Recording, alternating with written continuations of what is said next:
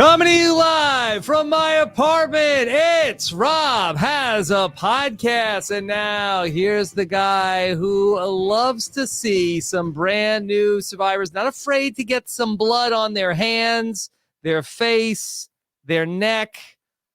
I'm Rob Cesternino. Hello, everybody. Welcome back to season 42 coverage here on Rob Has a Podcast, a recap episode.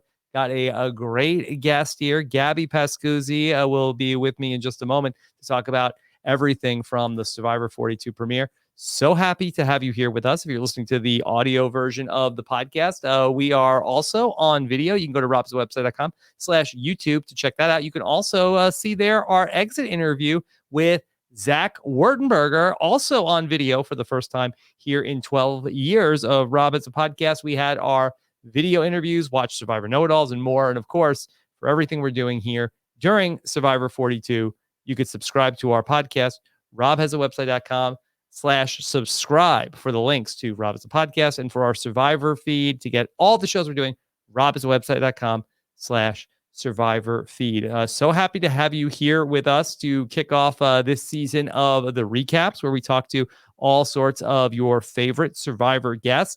Got some job security news this week. Survivor, it looks like, has been renewed for seasons 43 and 44. So RHAP will hopefully continue on into year 13. And hopefully maybe we can have a pod mitzvah next year. But that is in the future. Let's go ahead and welcome in our guest. Very excited to talk about the premiere of Survivor 42 here with a woman that we know from Survivor, David versus Goliath. Let's welcome in the great Gabby Pascuzzi. Gabby, how are you? Hi. Hi, Rob. I'm good. I am excited to tackle this monster of an episode. It's like a monster. It's like a monster from a horror movie, I guess. Yeah. So that line about the monster in the horror movie, I guess they came up with that very late in the production of season 41. Because when I interviewed Evie, they told me that that Jeff said that at the fake reunion show that they did. And Evie was like, oh, I didn't know that. But they said it with the season 42 people like the day of the premiere. Oh, okay. Yeah. So they decided like this is how they're going to market it. And it's like a monster. You just don't think about it. Yeah. They just wanted to put a simile in there of it being like, it's like a monster. Okay. Yeah, sure. Yeah. And we all understand what that means. Definitely. Because the monster's chasing you. You don't have the time to think about where to go or what to do. Yeah. Yeah. And Advantage there's monster. blood involved. There's blood involved with monsters. So. Yeah. Would you say that the monster is a Goliath? Yeah. Yes. Survivor itself is Goliath. Wow. And we are all Davids. Yes. Well, I have a lot of questions about this new cast and who are the Davids, but I want to just ask about you. How are you doing? What's new with you, Gabby? Oh, I am good. And I was telling you this right before we got on. If you hear animals rustling, it is my two new pet cats. I'm seeing some like cats just dashing across the background. You can see them in the background. Darting through. They are. Yeah. So I have two new loves of my life. So my cats, Millie and Ollie. And Millie and Ollie. Yeah, they're very cute. Mildred and Oliver are their formal names. So when they're in trouble, like they might have to yell at them if they keep being noisy during the podcast. But here in my apartment in Buffalo, New York, where I just moved last summer, because I'm in the Bills Mafia. Oh, I don't know about that, but sure. Yeah. I am a bandwagon fan for sure. I'm like not a huge sports person, but I'm from Pittsburgh. So that's like Pittsburgh people, they want you to be very loyal to their sports. So yes, I can't say anything publicly that would be against the Pittsburgh Steelers. But since I was last on Survivor and probably last talked to you, I was a technical writer. I was working for a software company, a cybersecurity company. And I completely changed my career path and what I'm doing with my life. And I'm now a PhD student in social psychology at the University at Buffalo. So that is why I'm up here. And yeah, I'm in my second semester of my first year of my PhD program. So it's been great. Well, let me commend you. I think that's very brave to switch things up and do something that you truly want to do. Why the University of Buffalo? Is that they have a specific program that you wanted there? Yeah, so PhD programs are interesting because it's not really like you apply to the school kind of how you're applying to undergrad where it's like, "Oh, I just want to go there because I think it's cool." It's really like you're applying to work with a specific advisor that has research interests that align with yours. And so I knew that I wanted to study relationships. So Okay. very Well, you were yeah. on the Love Know-It-Alls at one That's time. true. Yeah, that was me being sort of an amateur person trying to understand how relationships work and how love works and all of these things. And then I realized you can actually study those things scientifically, and there are actually Yes. experts out there who are looking at these relationship looking at relationships through a scientific lens. And so my advisor who I applied to is at the University of Buffalo, that our research interests are just very aligned in terms of close relationships. And yeah, Yeah. it's very exciting. And my mom is calling me on my phone, and it's fine, I'm hanging Here, up because pick her up, put her on speaker. oh, no, I don't think that would be good. She keeps trying to call me during very important Survivor-related things because she did the same thing yesterday, and she guilt trips me like, we haven't talked," and I'm like, "It's the Survivor premiere, you should be watching it. You need to know when these things are. It's very important." Does your mom follow the show when you're not on it? She sort of does. We used to watch it together as a family, so, um, she definitely yes, she does. I'm so Mhm. sorry. I'm distracted because the sound keeps going off and it shouldn't be. So Yes. we're good. Okay. We're Well, I here, didn't say Rob. anything funny or that interesting yet. No. No, not yet. I hope to. I hope to. That's my goal here today. Okay, good. Very good. Yeah. Yeah. My mom does keep up with the show, but I got to be honest, the new era, she's a little lost. Yeah, yeah. Moms will be lost. Moms are lost Hmm. right now. Hmm. Yeah. And I don't blame them. I was a little bit lost at points last season when all of these twists were new. Right. But Gabby, here's the beauty of it. Okay. That Survivor is like these twists are going to be so complicated. We're going to run it twice. So now everybody knows how this all works now. You've all seen it before. Nobody's confused anymore. Except for the Well, the players. players are still confused. And now it's like, oh, okay. Like Yeah. if they do the same thing enough times, then we'll all be on the same page.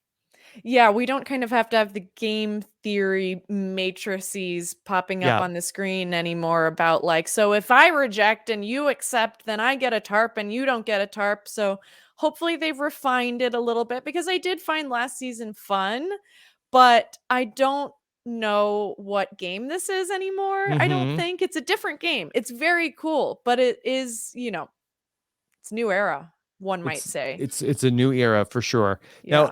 Gabby, do you feel like that your PhD studies will help you better understand and explain what's happening in the game of Survivor? Honestly, yes, and this is the problem is part of my interest going into the PhD program was I went through this whole wild thing with Survivor, and it brought up so many questions for me, like why do people act that way? Hmm. Why did I feel comfortable forming relationships with certain people and not others? Why was I comfortable, crying on the shoulder of one person and not the other? And then I got to graduate school, and now I'm reading papers about all of these things. And every single paper I read, I kid you not, I find a link back to Survivor. Great. And it's especially because I'm in social psychology. So, for those who don't know, it's sort of the study of like how people behave in social situations. And it's also related to personality psychology. So, individual differences that make people the way that they are. And that is Survivor, right? It's a social game. So I mean, I think it would be so interesting to hear from psychologists in different fields like cognitive, because there are things like decision making and judgments and puzzles, but I do feel like social psychology in particular is the field that like every single thing has a link back to Survivor. So basically, if you want to succeed at Survivor, maybe do a PhD in social psychology and just to do well on Survivor. And that's you just do 5 years of graduate Right. school so you can do well on Survivor. And then you could pay your student loans and you break even. Yeah, exactly. I'm not accruing student loans for the PhD program. So that's the beauty of a PhD program is usually you hope for it to be funded, and usually most people going into PhD programs it's going to be funded, which so they're paying you to go to school, which is pretty cool. Oh, well, that's incredible. Look at you. Yeah, it's cool. I'm getting wheeling to and dealing. Learn for very low pay. I'm living below the poverty line currently, but it's fine. Yeah. Well, and you've lived on Survivor. You lived with nothing. So this is, this is really a lavish life now. It is. Yeah. Gabby, so what you're studying in terms of the social psychology, is this becoming more important on Survivor or less important on Survivor as we shift into this new era? Oh, wow. That's really interesting. I feel like I have thought that this new era of Survivor is so random. And a friend of mine compared it to Mario Party. Like it's just sort of a game of Mario Party, and you can win stars and you can be good at the challenges, and then like maybe at the end something random happens and you lose all your stars, and the person who was the slowest along the way for some reason gets a bonus star and they are the winner. Like it is a game of Mario Party, and it's very fun. I love Mario Party. I am the person who always wants to play Mario Party. But I'm not sure really what skills are needed anymore. I don't know. And I feel like social psychology would be really helpful in terms of understanding how others are operating and maybe how you can manipulate how they're perceiving you. But like I feel like everybody is sort of a lay social psychologist. Like we all read all these pop psychology books. We look at TikToks about TikToks. There's a lot on TikTok. There's a lot of crap on TikTok too. There's a lot of psychology crap on TikTok.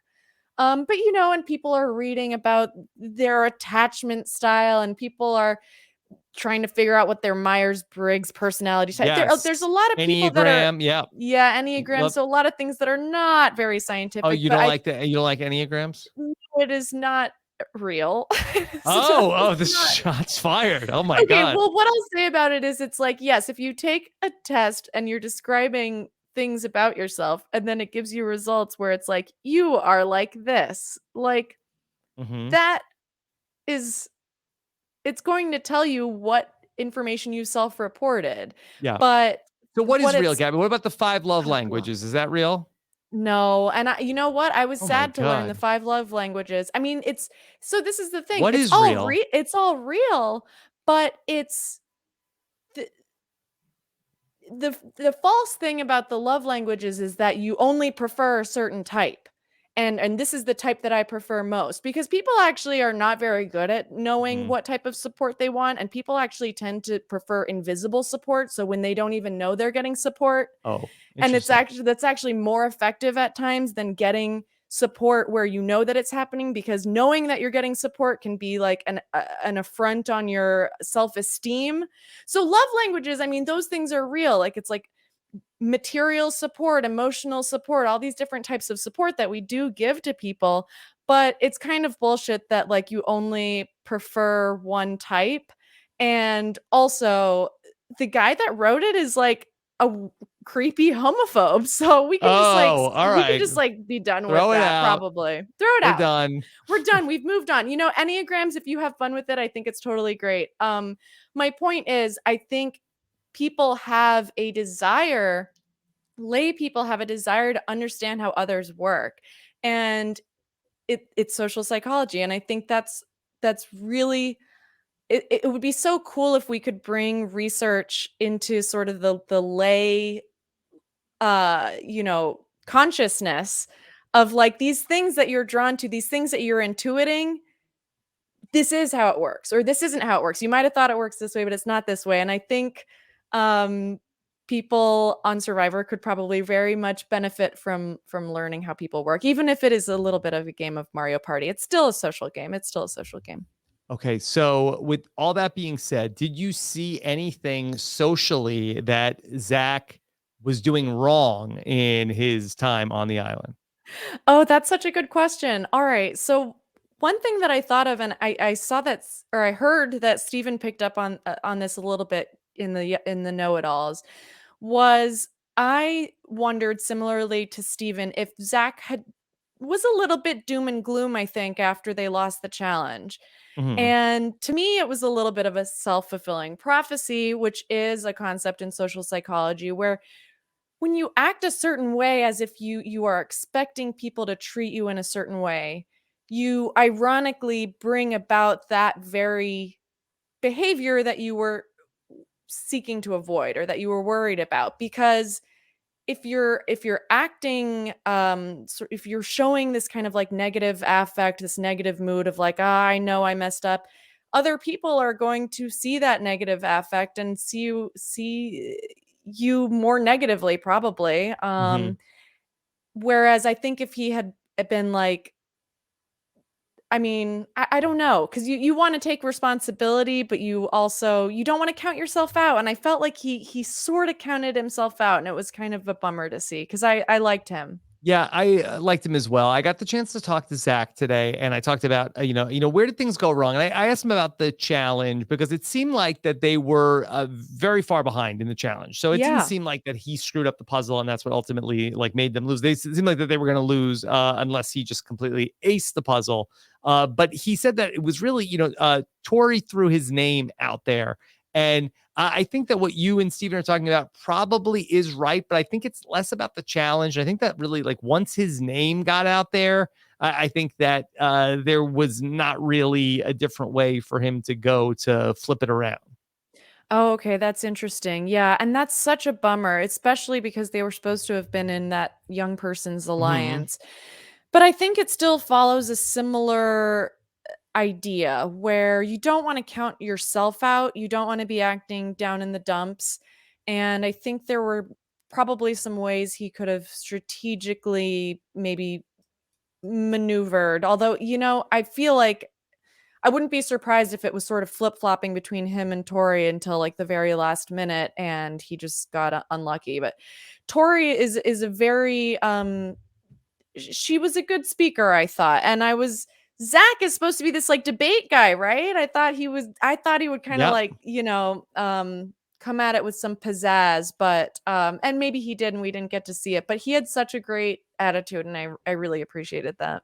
Yeah, he did have a great attitude. He was a really good sport about everything that he went through. Do you think that perhaps the addition of the shot in the dark felt like that Zach, instead of like going in a different direction campaign wise, felt like, okay, well, I have my advantage. I'm going to end up playing I will turn to the shot in the dark as my, best course of action. No, I don't think so. I think that probably was his Hail Mary once he realized it was already written on the wall. But I think most Survivor players would probably know that campaigning is going to be a better chance than a 1 in 6 dice roll slash vote, earn, draw, Mhm. scroll, draw. Yeah. Gabby, do you like three tribes? I know you played in a season where you were on, it was two tribes of 10. And I always feel like that you have more outs there. You have more room Yeah. to hide. And I just feel like that sometimes you, on these three tribes of 6, it's just like, okay, your number is up. That's it. Not a lot you could do. Yeah, I agree. I like the three tribes of 6 as a viewer because I feel like we get to know everyone more. Maybe it's because there's only 18 people, or maybe it's because the dynamics are a bit easier to understand when it's 6 people, because it might be 3-3 or 4-2 or 2-2-2. Because on a tribe of 10, it's sort of like, I mean, what you need 6 people for a majority. I feel like it tends to be like, and well, now it's 7 against 3 or it's 8 against 2, and it becomes more clicky, and maybe we see less of one-on-one alliances. But as a player, I would prefer to play on 10 because yes, there are more outs and it's terrifying to play on a small tribe, and I do not envy their position at all. Yeah. Gabby, did you have any standouts, favorites from this new cast? No, all duds. No, are you kidding me? This cast is amazing. I have a list of everyone that I like, and it's like I had to. There's almost everyone is on the list. But my number one standout, my God, Marianne, Yeah. firecracker on screen, amazing energy, very cute, fun, funny person. Yeah. Um, and also on her tribe, best shirt, top 10 shirt maybe ever, hmm Omer and Omar, his the emo shirt. ostrich. Yeah, oh, it's an emu. I did see on Twitter it was confirmed to be an emo. Confirmed emu. Okay. Well, Confirmed let emo. me take them in two parts then. Starting with Marianne, who everybody loves Marianne. And I think that even like on the island, okay, it's clear. Okay. Everybody loves Marianne. She's a star. That I don't know if she can, but does she need to tone that down if she's going to ultimately win the game? Yeah, that's very possible. And I thought of that too, because kind of whenever there's a standout, very likable person, your first thought is they're a threat. And I'm wondering if she might be goofy enough to kind of counteract that. Like she's not a superficially charming person. She's very much herself. She's wearing her emotions on her sleeve. Can relate. That's probably why I like her so much. And I feel like that actually lowers your threat level. I mean, when you're like crying, like sobbing, hugging Jackson, she's a very authentic, hmm emotional, empathetic person, and I feel like that counteracts any feelings of like, well, she's too much of a threat. Like she's kind of just like being herself. She's being wacky. She's being goofy. She doesn't seem like the most physically, threatening person out there. So she might be in that good spot, especially being like a young woman. She might just by default be underestimated. She's not the kind of woman that people tend to look at like pegging as a Parvati 2.0 on day 2, and Right. for some Right. arbitrary reason we have to get them out because they are Parvati 2.0. She's unique. We've never not really seen someone like her, and I think that works in her favor because people are not threatened by sort of past players that she reminds them of. Well, the case that I am worried about in regards to Marianne, that I think of Elaine in season 39, Mhm. where Elaine almost got voted off in the first tribal council because that I think it was Ronnie who ironically got voted off. They said like, okay, if she gets to the end, you have no chance. Like Yeah. if she sits in the end, she's gonna win. So we gotta vote her out. And then they just reached a point in the game where they were just like, okay, Elaine, we can't let you get any closer to the end because if you get to the end, you're gonna win. And I'm worried that Marianne is just giving off that vibe that she's so lovable and everybody can see it so clearly. And her smile is radiant. And Jeff is going to comment. You can tell that she's going to be one of Jeff's favorites, one of Jeff's go-to people every time they get to the mat. All right, Marianne, tell me, what's the reaction right now? Yeah, yeah. I mean, I am curious how much the cast is perceiving her as lovable as we are, versus kind of that goofy, silly girl. She's Mm-hmm. young, she looks young. But yeah, definitely. I think if she sort of rises to become this like social threat that everybody is friends with, that will be a huge target on her back. If she can kind of play up maybe the like wacky and goofy or emotional side, then people might just think like, oh, she's just here for fun. And she's Mm-hmm. just like funny and I could beat her at the end. That's the thing. Especially being a young woman, I think. It's like people are gonna be like, yeah, I could beat her at the end. They might underestimate her. But yeah, she might have a hard path to get there if everybody falls in love with her the way that we have in the premiere already. Yeah, and I just think that the thing is that Jeff also seems to love her, and Yeah. um, I know I've talked about our mutual about this with our mutual friend Christian a lot, where that some when you are like sort of like in that teacher's pet sort of spot where Jeff is going to keep going to you like it does. I think put a big target on your back. Yeah, it is funny how much I think the contestants subconsciously clock who Jeff likes Mm-hmm. and Who's sort Jeff of, going to all the time? Who's yeah, Jeff getting the comment from? and you're seeing as well that they're a good speaker, that they can like spin these analogies. I remember that was what our thing with Christian. It's like, how did you just pull out this analogy about poached eggs out of your wherever you pull out poached eggs from? Mm-hmm. Mm-hmm. And you think to yourself, like, this person would be scary to sit next to at Final Tribal. This person can out talk me. And I think it's a very good strategy to be that way in confessionals and be a little bit more tempered on the beach. And I'm trying to parse apart really, I guess, what we're seeing with Marianne, where we all love her so much, but we didn't get too much like sort of camp time with how she was talking to the others or if she made any alliances. So I don't know how Yeah. others are perceiving her. Yeah, it was a little bit of a weird show where it was a 2-hour episode. And so we got a lot of Survivor, but we really got a lot with one tribe. And then that tribe with Marianne and Omar, we really did not see a ton of camp life there other than we saw what was going on with Jackson giving his backstory. And then ultimately when Jeff comes to the island, we really didn't see a lot of the tribe dynamics there. Yeah, I will say that was one thing I noted about the premiere in general. So there have been trade-offs, I feel like, in this new format. And I was a huge fan of the new format last season where they started doing these contestant packages. And I was like, this is really cool. We're getting to know people, we're getting to know their backstory, who maybe we wouldn't normally get to know. Even people who go out early and things like that.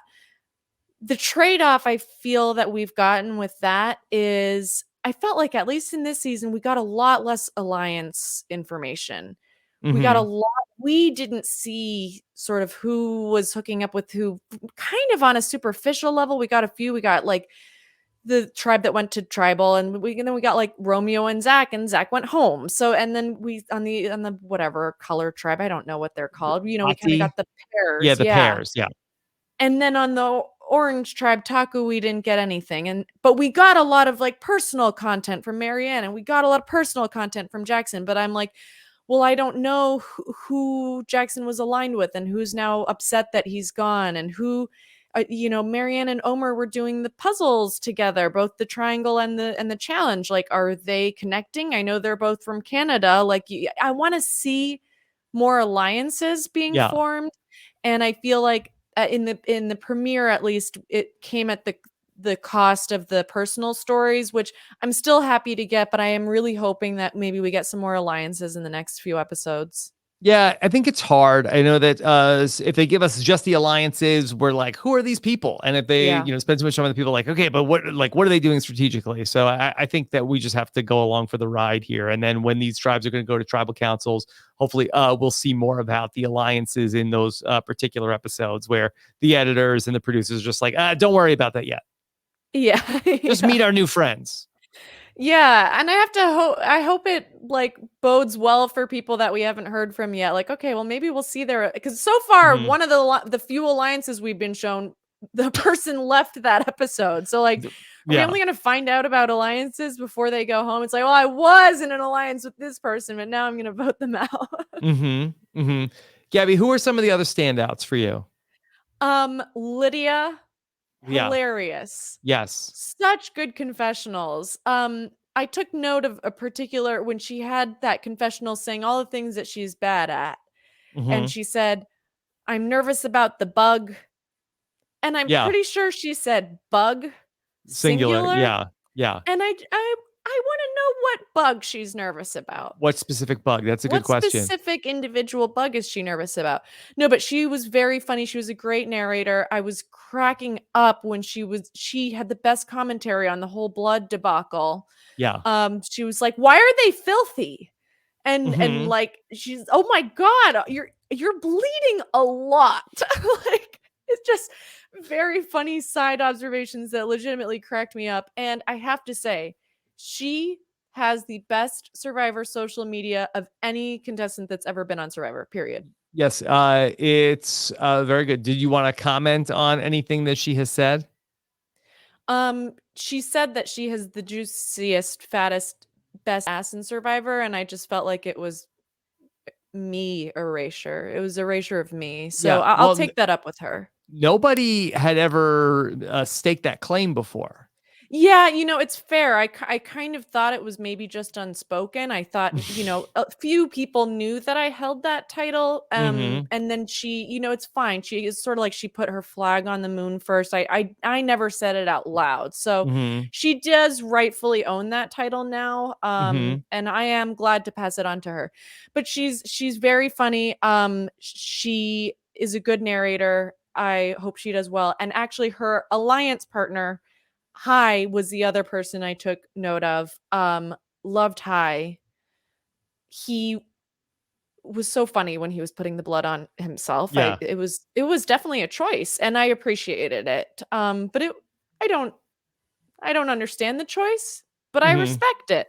Well, yeah, let's can we talk about that segment because it leads into Please. this new advantage that I want to get your take on, the amulet advantage, which is a three-way shared advantage. So I talked about this with Steven on the know-it-alls, but I absolutely, this was my favorite part of the episode. I was cracking up when they have the mud and then also a bowl of fake blood to help sell the story. To sell the story of untying 20 knots, and I wonder what they told their people afterwards that they were Hmm. doing.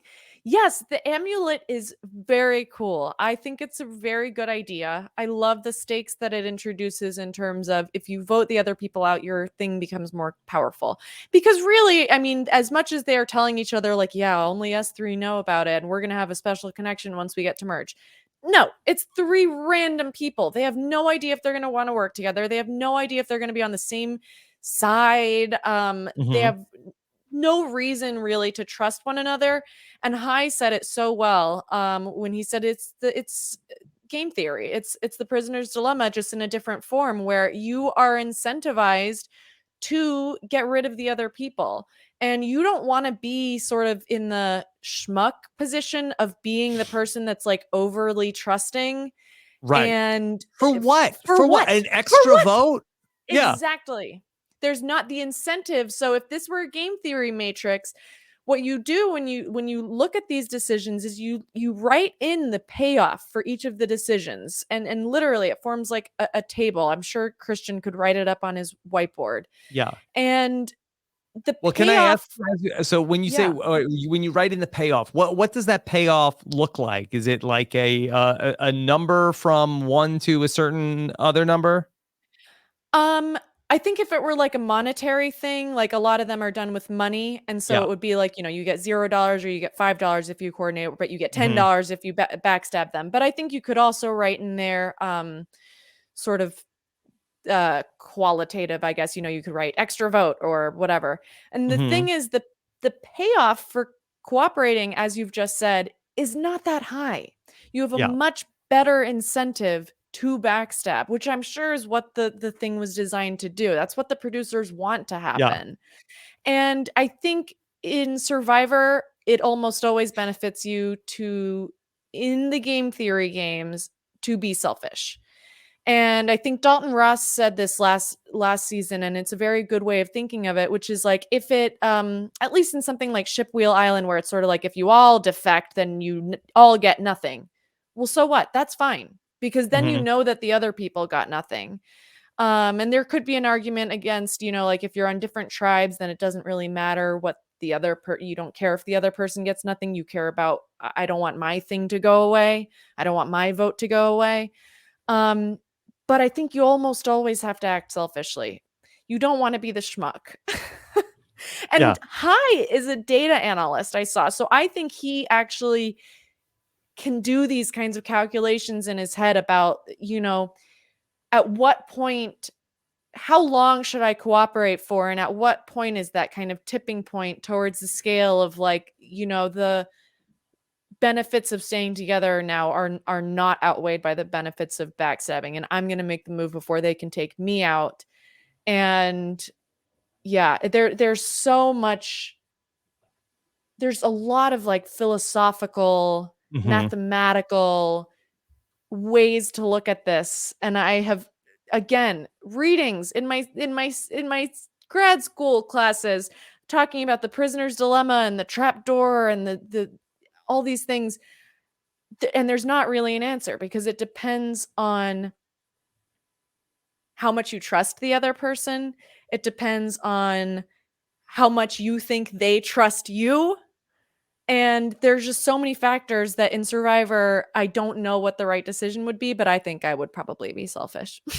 I don't even think it's an option. It's like so watered down what you get an extra, like for three people. Like, what are the circumstances that three people from three different tribes would come together to make an extra vote happen? Yeah, it basically is like it was not designed to be used for that. It was designed to be a bounty on the other Yes, two people's heads, it's a and they've trap. Yeah, yeah, it's a shootout. Who can get each other first yeah. and convince the others like, This yeah, we need to use this for an extra vote. No, get their right. asses out. This is like something that Jigsaw would set up in one of the Saw movies. Yeah. You want to play a Yeah. game? Yeah. Yes. Here's the game. It's called Amulet Advantage. Again, there's a game on Mario Party that's exactly like this, and you're trying to jump onto little clouds to get Mhm. different amounts of money. But if you collide with another player that's trying to get to that amount of money, neither of you gets it. And it's Mhm. very fun and very funny. And like most of the time, everyone is trying to go for the larger amount of money, and you're all falling off. And it's just a matter of like who will beat the others to getting the most amount of money. And I really hope we see it unfold in that way. I really hope we see it as a bounty being placed on these players' heads and them all gunning for each other. I would be so disappointed if it ended in like the three of us are going to team up and do an extra. I can't imagine There's that that's zero what will happen. chance. It won't happen. Maybe the two could get together and steal a vote. Maybe you could see a Yeah. scenario where that happens, but there's no way that the three of them, and they're all like, incentivized for every time, like, all right, let's take a look at the new Vati tribe. It's like, oh, please, Yeah. please be. I know. um, I was thinking that. Yeah. Yeah. yeah. Gabby, I want to ask you about Jackson being medically evacuated from the game. Of course, really great that we got to hear Jackson's stories. Did you get to read any of Jackson's interviews from today? I read one by Mike Bloom. Yeah. Yes. Yeah. And it seemed like that, Jackson felt, happy with seemingly how the story ended up coming out on the show. And just felt like that this was something that he was going to be able to come out there. It was not going to be that big of a deal, but ultimately they were monitoring him closely and his medicals just were not going in the right direction. Yeah, yeah, that was so upsetting to watch, especially because we had just fallen in love with him a few minutes prior Hmm. with him sharing about his transition and being so open and vulnerable about that. And I want to touch on both of those things because the one thing I want to address is like I'm so grateful that we got that story from Jackson and that he was willing to share that with us. Just especially with like LGBT rights and especially trans rights being literally under attack right now in our country currently, Hmm. present day, right now as this is airing.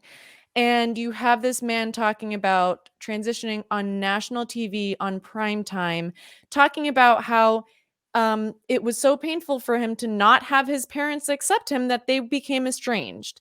And sorry to get on my soapbox, but that is what some of that is what the legislation that's being passed right now is doing to kids, doing to trans kids, and doing to kids in Florida right now. That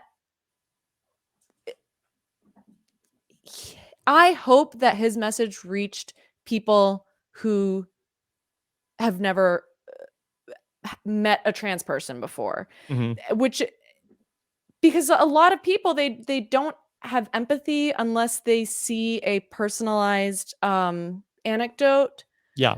a story from someone who is very likable, and realizing that this isn't just some abstract thing that's happening in like kids' schools where all these like, I don't know what people are imagining is happening there, but it's not that. It's just people trying to live. And so I'm just so grateful to Jackson for being willing to speak about that, because he certainly was not obligated to, right? Yeah. And And well, I think that that's like the power of the show, and sort of like behind the diversity casting, which was the ability to tell these different stories, where that there's so many people who watch Survivor, and they get the chance to meet these people, and they do feel like that they come to know people from all these different walks of life.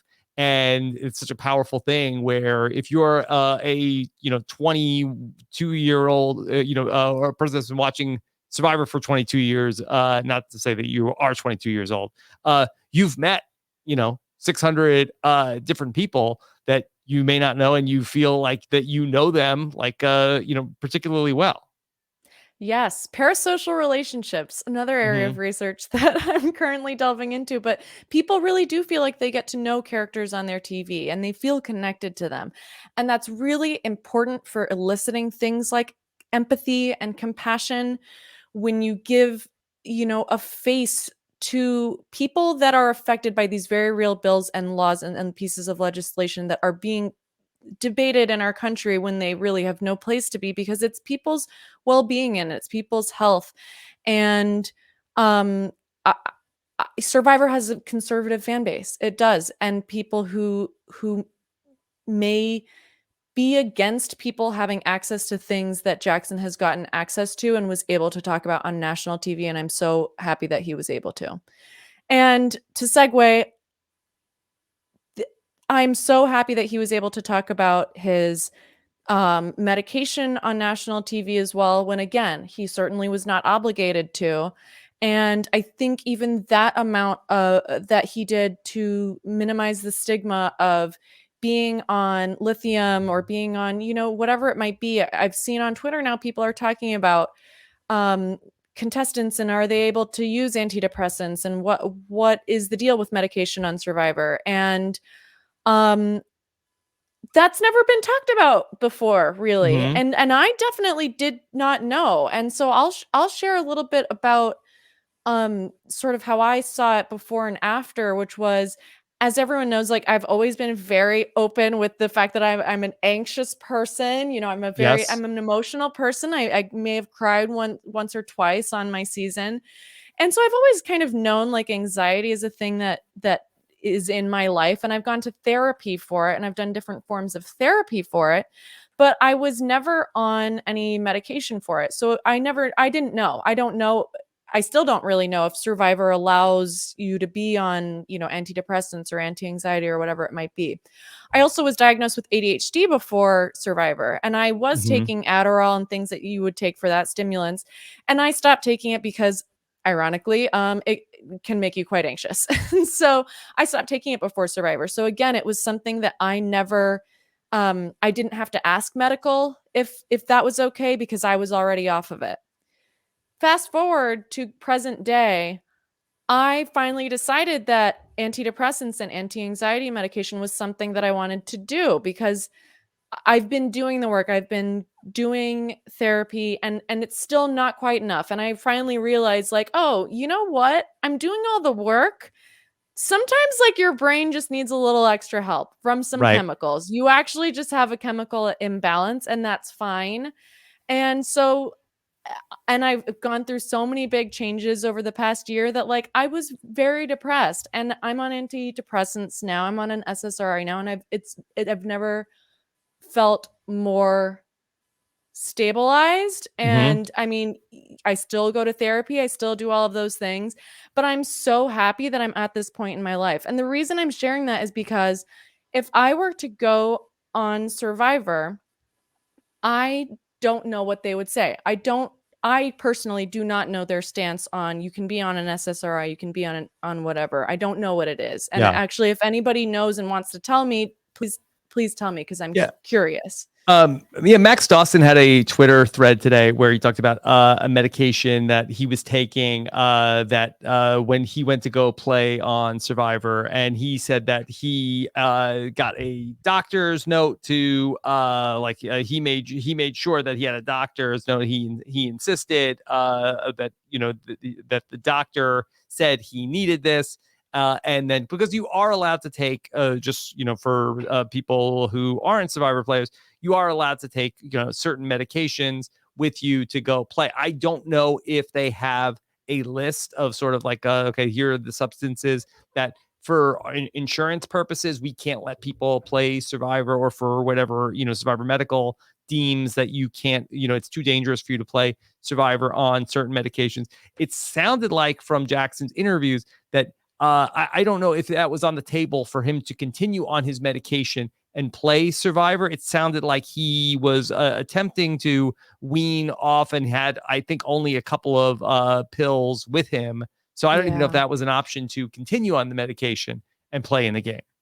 Yeah, yeah. And I may have gone a little bit too off on my tangent about Mm-hmm. SSRIs and whatnot, because I do understand from the show and from his interviews that the reason that the lithium in particular was such a problem was because it can become toxic when you are malnourished Mm-hmm. or dehydrated. So that seemed like more of a specific medical concern related to that medication. But it does, first of all, the reason I commend him is because talking about your medication on a national platform is probably scary, especially for something that lithium that is quite stigmatized. Can I commend you, because I feel like that you talking about your own medication and your own journey, I think, is really commendable to talk about on a podcast. Thanks, Rob.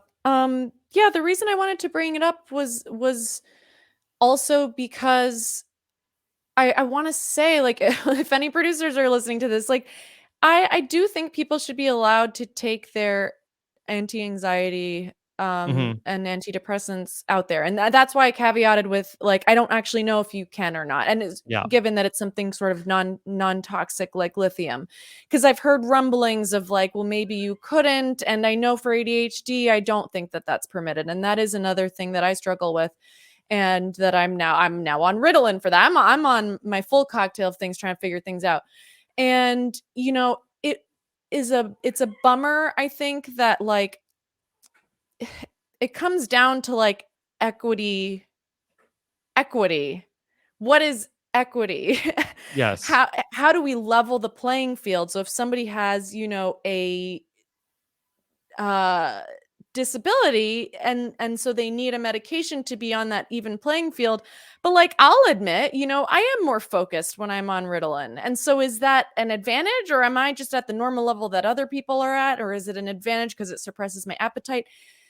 And so I think it's hard, because I think they would argue, well, it has to be something that you need to be on, sort of Mm-hmm. maintenance wise, and Adderall and Ritalin and stuff, you can just go Yeah. off of it pretty much, but And like an this comes up SSRI you in couldn't. Yeah, in Big Brother, I think also where I think that's been talked about a little bit more about what medications players are allowed to have in the house and not in the house. I think it's just a decision that needs to be made with the Survivor medical staff, and then also, like, I think that ever since they almost lost Beast Mode Cowboy, I do think that the Survivor, medical team, and specifically the insurance for the show, like, I did think takes these matters very seriously, and I think that they're always going to side in the side of caution with these matters.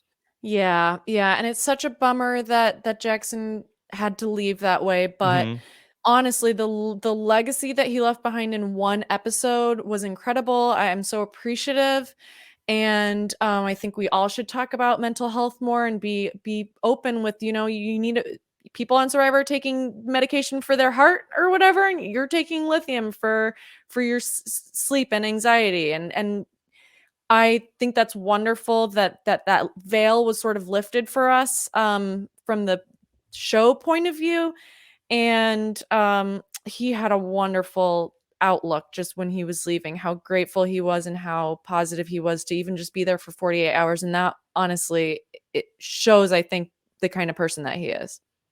So, Gabby, his tribe then loses Jackson in that way. Of course, in David versus Goliath, the Davids lost Pat suddenly without warning, and he went out of the game. Can you talk about what that's like for the tribe to lose a member so early on without having been to a tribal council?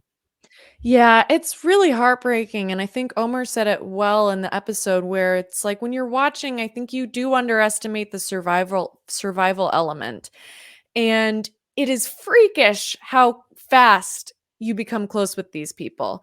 And I could imagine even more so on a tribe of 6 people. Like they probably were just up all night doing these fireside chats, sleeping to stay warm in the shelter. And especially in the early days, you're all relating to each other as fans. You're all excited to be there. People are singing the theme song. You're all talking about your audition, how you got there.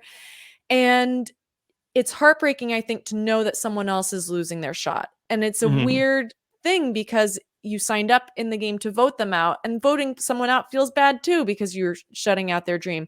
But to see it be taken away, like in a way that is so outside of the game, is devastating. I think everyone's empathetic to like, well, this could happen to me. This is like worst case scenario. We haven't even played the first challenge yet and he's being taken out. Or in our case, like we haven't even been to tribal council yet and he's being taken out. And similar to Marianne, I was sobbing, sobbing openly when Pat was gone, even though I'd only known the guy for 3 days. And it's very emotional. It's very emotional, but I think it actually makes the tribe stronger because you've gone through this turmoil that's not related to a vote together, Mm-hmm. and it bonds you all having had to say goodbye to someone in this way that really was nobody's fault. Mm-hmm. So one of the other things that I noticed from last night, okay, so obviously we've lost now Jackson and Zach. So we've lost 2 of the 9 men that are in this game. Also, we had where all of the advantages that were found in the game, I'm sorry, the extra votes, and then 2 of the 3 people minus High who got the advantage amulet also were women. And I was just thinking about how far we've come from Survivor David versus Goliath, where famously Angelina talked about Famously. how the advantages were all being found by the men. Here we have the women loading up here on extra votes and a lot of advantages, and 2 men out of the game. Do you think that this could be maybe a season where we see more of the women dominate the end game? Oh, I hope so. Yeah, I definitely hope so. I do think it's funny that in the way that they fixed the gender disparity and getting advantages was just like, well, we'll just send people on random quests. Mm-hmm. You don't have to like leave camp to go search for an idol anymore. We'll just like send you to a summit where you spin a wheel. But I actually love that because here we have sort of people who maybe wouldn't have the opportunity to feel comfortable leaving camp and go looking for it doing that now. Mm-hmm. But yeah, it didn't even occur to me that 2 men went home in this first episode, and I hope that bodes well. The thing for the women, the thing I worry about is the men are always the paranoid ones about the women. The men are always Mm-hmm. the one like, well, I don't know, we lost a guy, now maybe they're gonna do a women's alliance, and like the women barely ever actually get together and do a women's alliance. It's mostly just paranoia from the men. Yeah, and it hasn't come up. Nobody's talked about that based on what we've seen in the episodes. But it's interesting. Even though Erica won last season, that there was a point where after Shan got voted out, it was like, okay, well, like looks like probably a man is going to win this game. Yeah, yeah.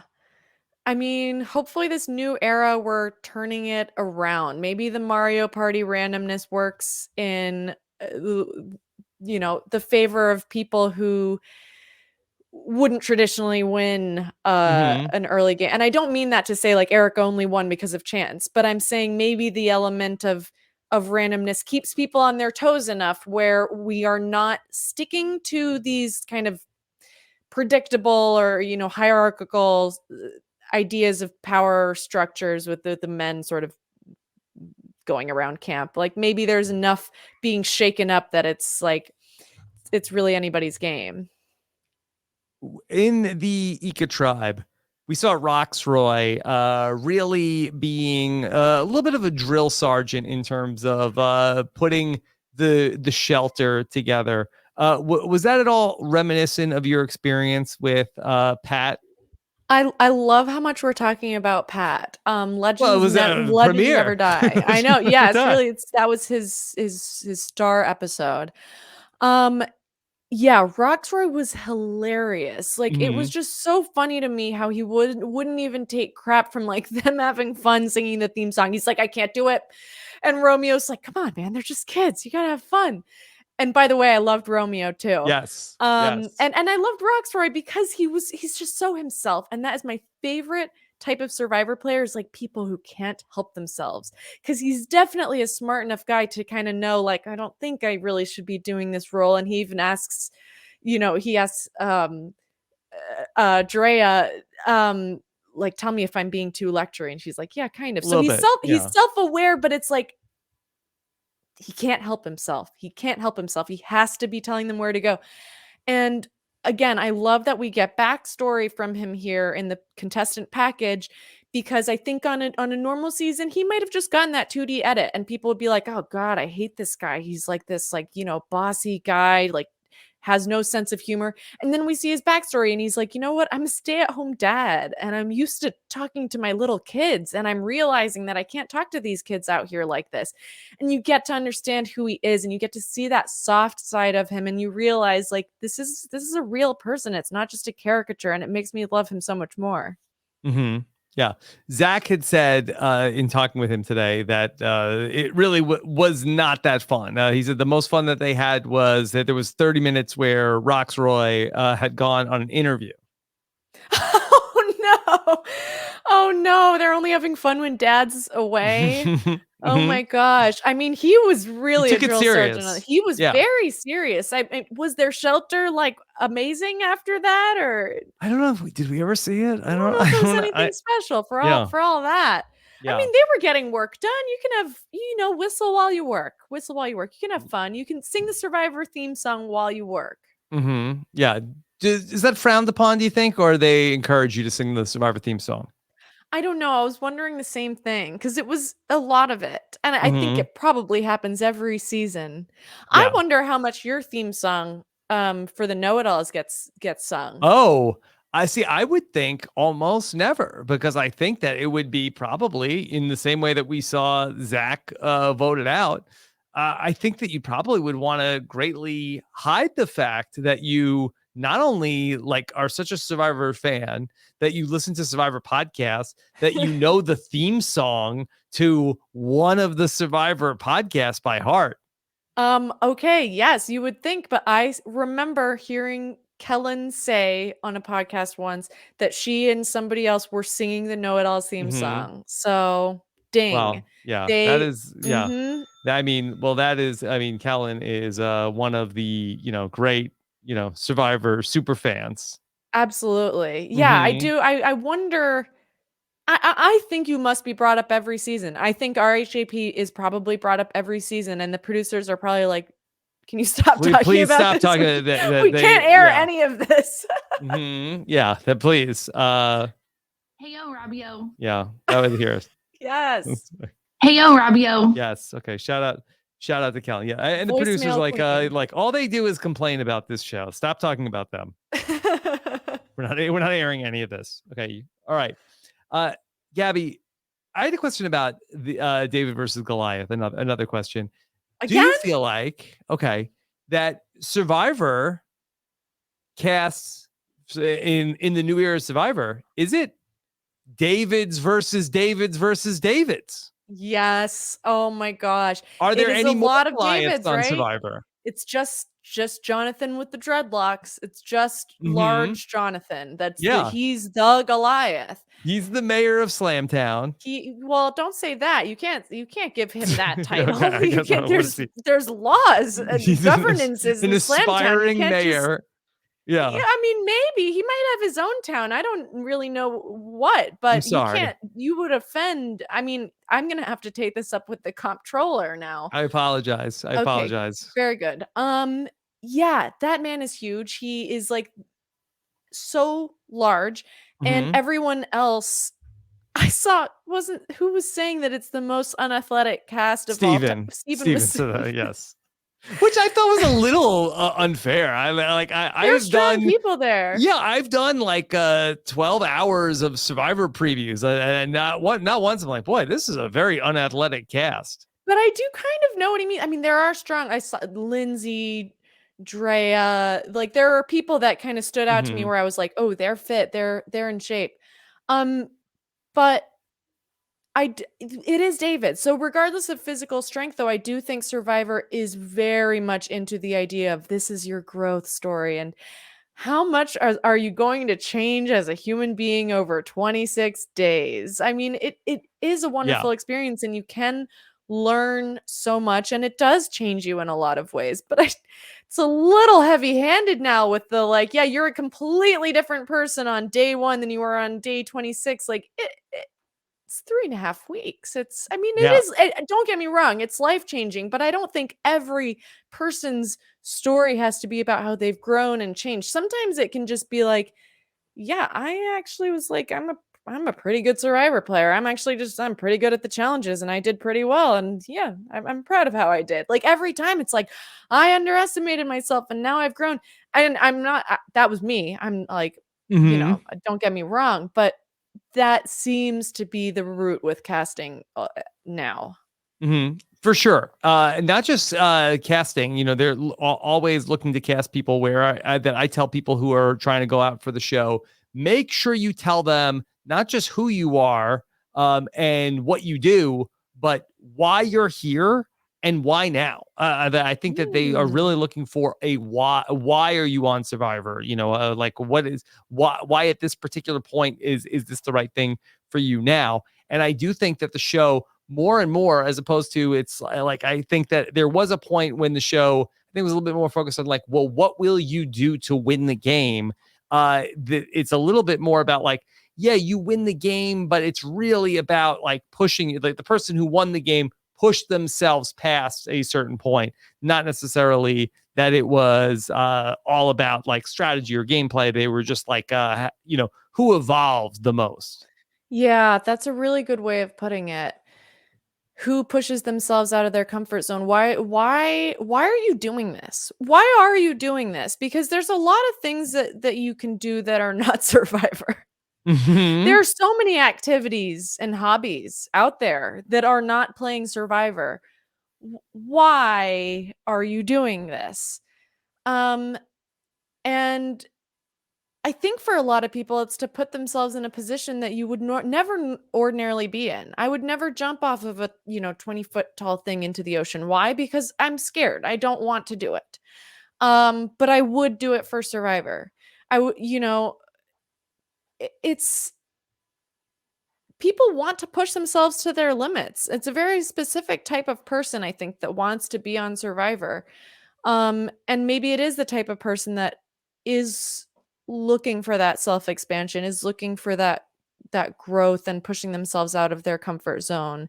So maybe it makes sense that a lot of the stories have been about evolution and growth because that is the type of person that wants to play and they're very, you know, open to new experiences, open to risk taking. And I think that's fun. I'd rather that than sort of seeing fame seeking people that are like, well, I just want to be on TV. Like, I don't know, Mhm. maybe a different reality TV show on Yeah. CBS.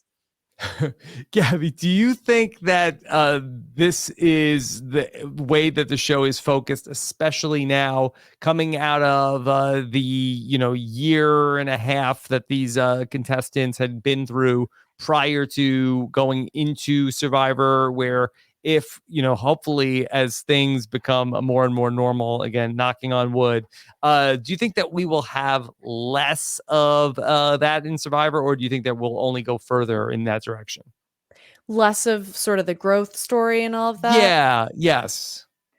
Um, no, I think they're loving it. I think Jeff Mhm. loves it. I think Jeff maybe missed his calling as a social psychologist. He like loves being this, journalistic type of guy that's like, and what does that mean for you? And I'm seeing on your body language and something shifted in you, and he loves that. Oh my Mhm. gosh, Jeff would like love for every season, every person to walk away with like the epiphany of a lifetime. He would absolutely love that. It would be very flattering, I think, to him and to Survivor as a franchise of like, look what we're doing. We're like changing people's lives.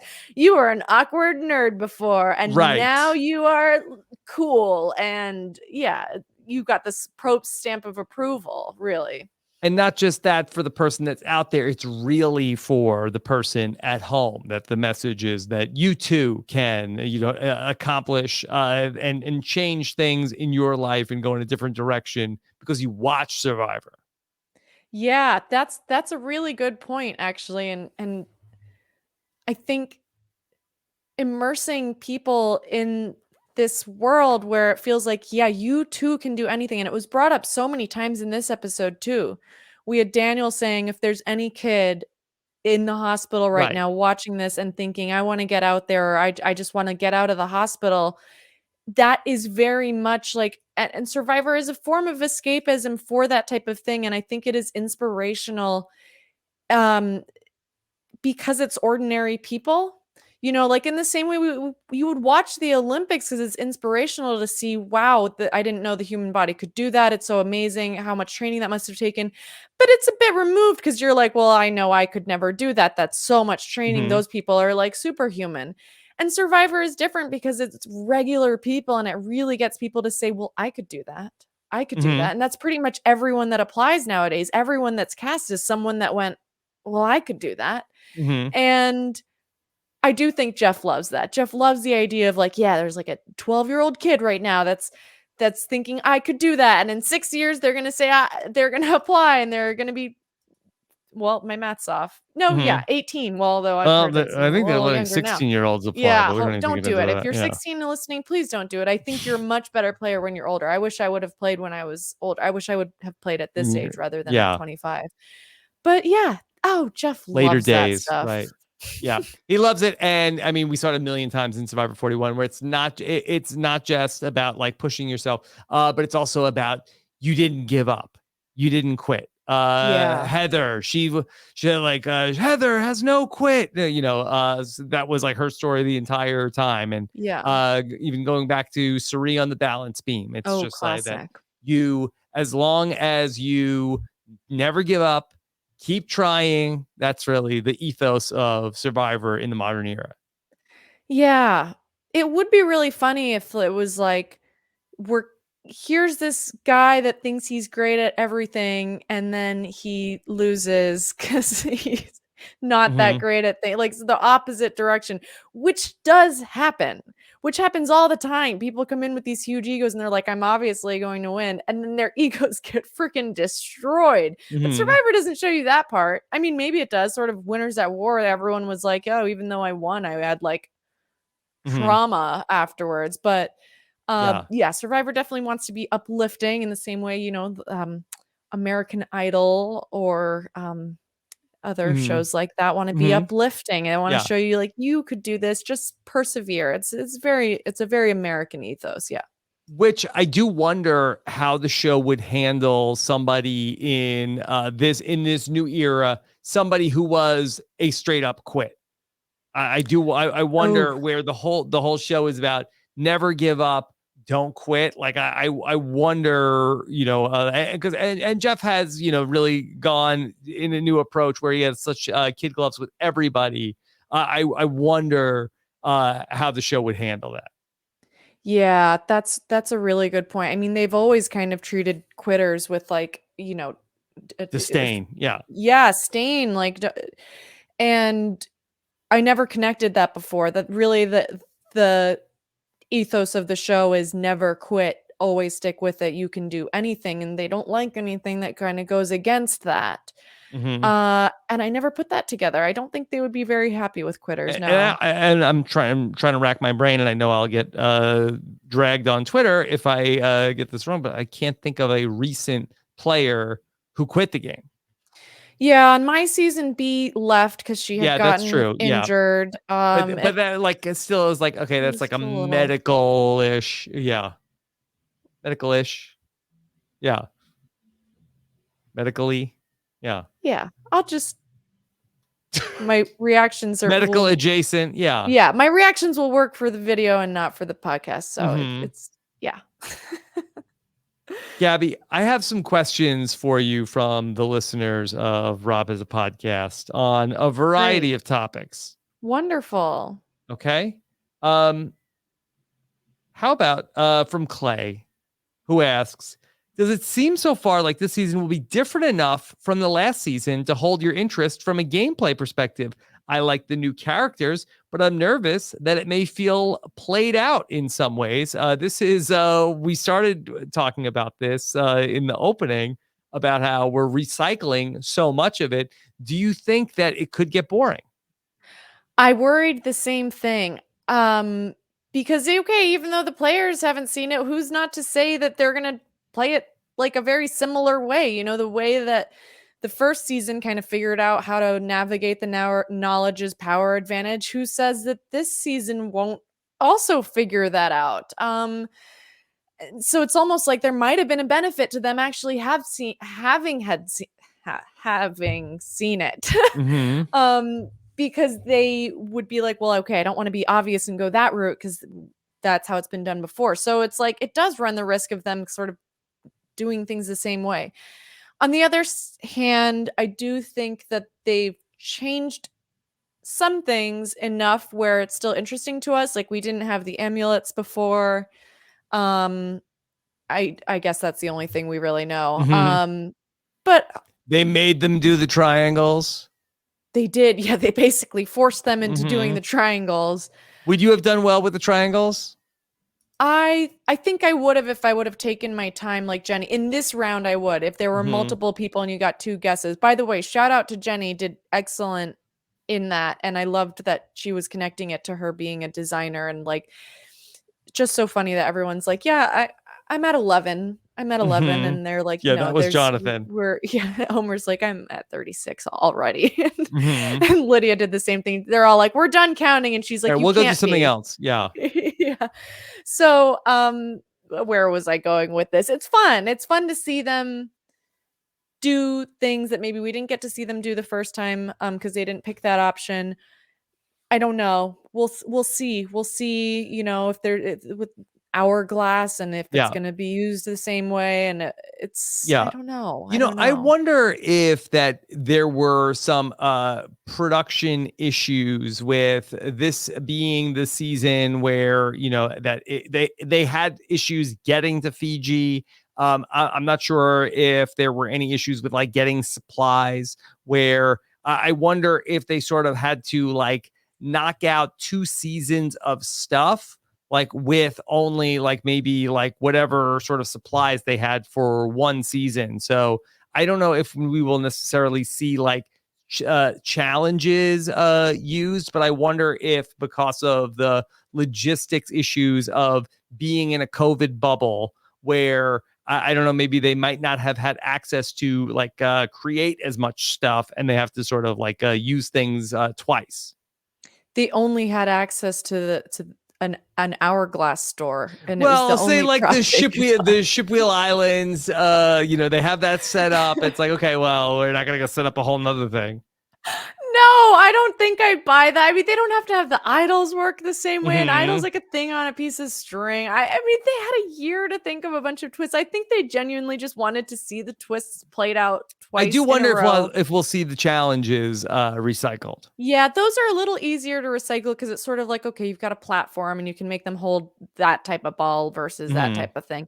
I will say the reusing of Shipwheel Island, I tweeted this, but if I have to see the animation of how tall the hike is up that island one more time, I'm What do you mean the leaving. animation? There's like they put on like travel by highlights- map. Yeah, Yeah.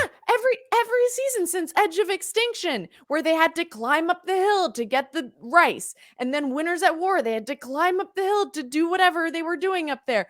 Last season, the summit was up there. It's the same hill, I'm pretty sure, and every single time Is they that go, the "Wow, Edge of this is." Extinction that they hike up? No, I don't think it is, but it doesn't Okay. matter. Anytime there's a tall hill, Did you there's climb that hill? no, I didn't Oh, climb the hill, but okay. I feel like I have because I've seen Mhm. them climb it 4 times, and there's a little animation that lights up the path every single season. We get them saying, "Well, I didn't realize it was all the way up there we had to hike to." Oh my god, for goodness sakes, just bring us to the ship wheel. Just spin the ship wheel.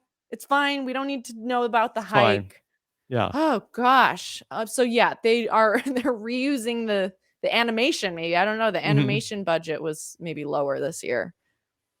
Gabby, so this is from Middlebrow Elitist on Twitter. Is a Harry Potter based alliance always doomed to fail? Yes. Yeah, no further comment. No further comments. No, I Okay. actually couldn't believe that the Gen Zs liked Harry Potter. I thought that was like a cringy elder millennial thing to like. Like this is coming from Yes, someone that very like was very very much. chuggy, right? It is so chuggy. It is. I was was a Harry Potter kid, and then obviously I've fallen away from it because death of the author, Mhm. and now the content that comes out now, I don't even know. There's like 4 new Harry Potter movies I haven't seen, and it's just a bunch of men in suits like Mhm. fighting with each other, and it's Dumbledore, and but it's so boring. It's like I saw a screenshot on Twitter, and it was like this gray background of like these angry old men. Like it's so boring. Anyway, point being, are 20-year-olds really fans of Harry Potter anymore? That's so embarrassing. Yeah, I don't know. My kids who are, they are not like book readers, but they've definitely, watched the movies and they Mhm. seem to like them. So They're I don't good. know. Yeah. Yeah, oh my gosh, they were a staple. They're great. They're great for kids. It's very magical and fun Mhm. if you pretend like you don't know anything about who wrote it. Yeah, they don't know. But yeah, maybe actually a Harry Potter alliance would be very effective, um, because you're bonded by something so embarrassing that it's like a secret you have to keep Oh, no. between each other, where it's like, if you say anything, I'm gonna tell everyone that you're a Harry Potter fan. And then that is a really strong bond. Wow. I It's an mean, unbreakable vow. forget the amulet advantage. I mean, this is a real, like, deep, dark secret that could Yeah, bond the players together. exactly. Yeah. Mutually assured destruction if somebody is going to break the bond. Yeah, just absolutely humiliating. Mm-hmm. Yeah. Have you ever had butter beer? I have. I have, yes. Is it as delicious as they say? You know what? I'm not gonna lie. It's good. It's basically like butterscotch and caramel cream soda, and Mm-hmm. you can make it yourself. But yeah, Mm-hmm. if you're gonna listen, my family lives in Florida. Like I have been to the theme parks many times. Um, it's good. It is good. Mm-hmm. I'm sorry. It's good. Yeah. Um, James Tiernan on Twitter says, please podcast with some gumption. Oh my gosh. What was it like Yeah. for you last season when Deshaun quoted one of your most famous quotes, right? Sure. That Out of all of my famous quotes, yes. right? That he brought up about how that you said to what was the quote? If I'm gonna make, if I'm at least I'm doing something with gumption, like something like that. Yes. I don't even remember it. That's how clearly not a famous quote. Yes. And yeah, how it felt was, I feel like this is now the phrase that you say right before you're about to do something stupid, like try to vote Mhm. out your closest ally or throw whatever he was doing with throwing Erica under the bus. So it was very funny because it was the one night I didn't watch Survivor live, which I always watch it live. I live tweet, I have fun with it, and that night I couldn't.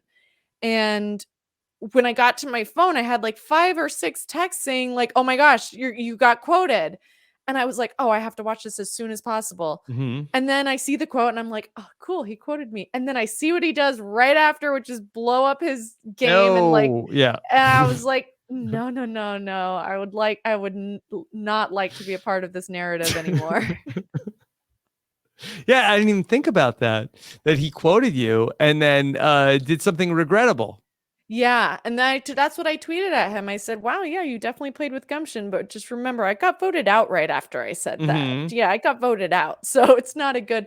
No, it's definitely like a cognitive dissonance thing where people, including myself, you want to justify like the the risky thing that you're about to do. And so you're making yourself feel better by saying, "Well, yeah, I'm just playing with gumption. I'm being like really bold right now, even though like, it might actually be something kind of inadvisable." But you're going to like justify it by saying like, "Well, yeah, I'm like a huge risk taker." Mm-hmm. And that's definitely what I did. I was burned because Gotta make big moves. Yeah. I got big movitis. Yeah, and a lot of people get big movitis, but it's okay. You just call it gumption and then you like look really cool and Jeff, thinks you've evolved. Mm-hmm. Yeah. And then Deshaun is quoting you a couple of years later. I know, it's wild. I honestly can't believe that I was quoted. In talking with Deshaun, I believe that David versus Goliath was his first season. I think you made a big impact on him. Ah, classic. Yeah, I know he's a huge fan of Davey. There was a deleted scene where he was saying Davey was sort of his inspiration Mm-hmm. for coming out there and being like the first black guy that he saw that was kind of like pushing the status quo of what Survivor had typically had on as players. Although I guess if that was his first season, I don't know what he had to compare it to. But anybody who He compliments heard Davey, things. Yeah. yeah, I'm sure he did. Anyone that like looks up to Davey is good in my book. Mm-hmm.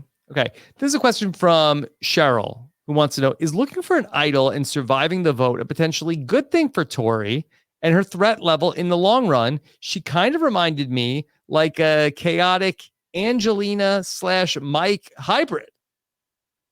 Interesting idea. So I guess the idea is that because she's sort of stained her image so early that now she's not going to be seen as much of a threat.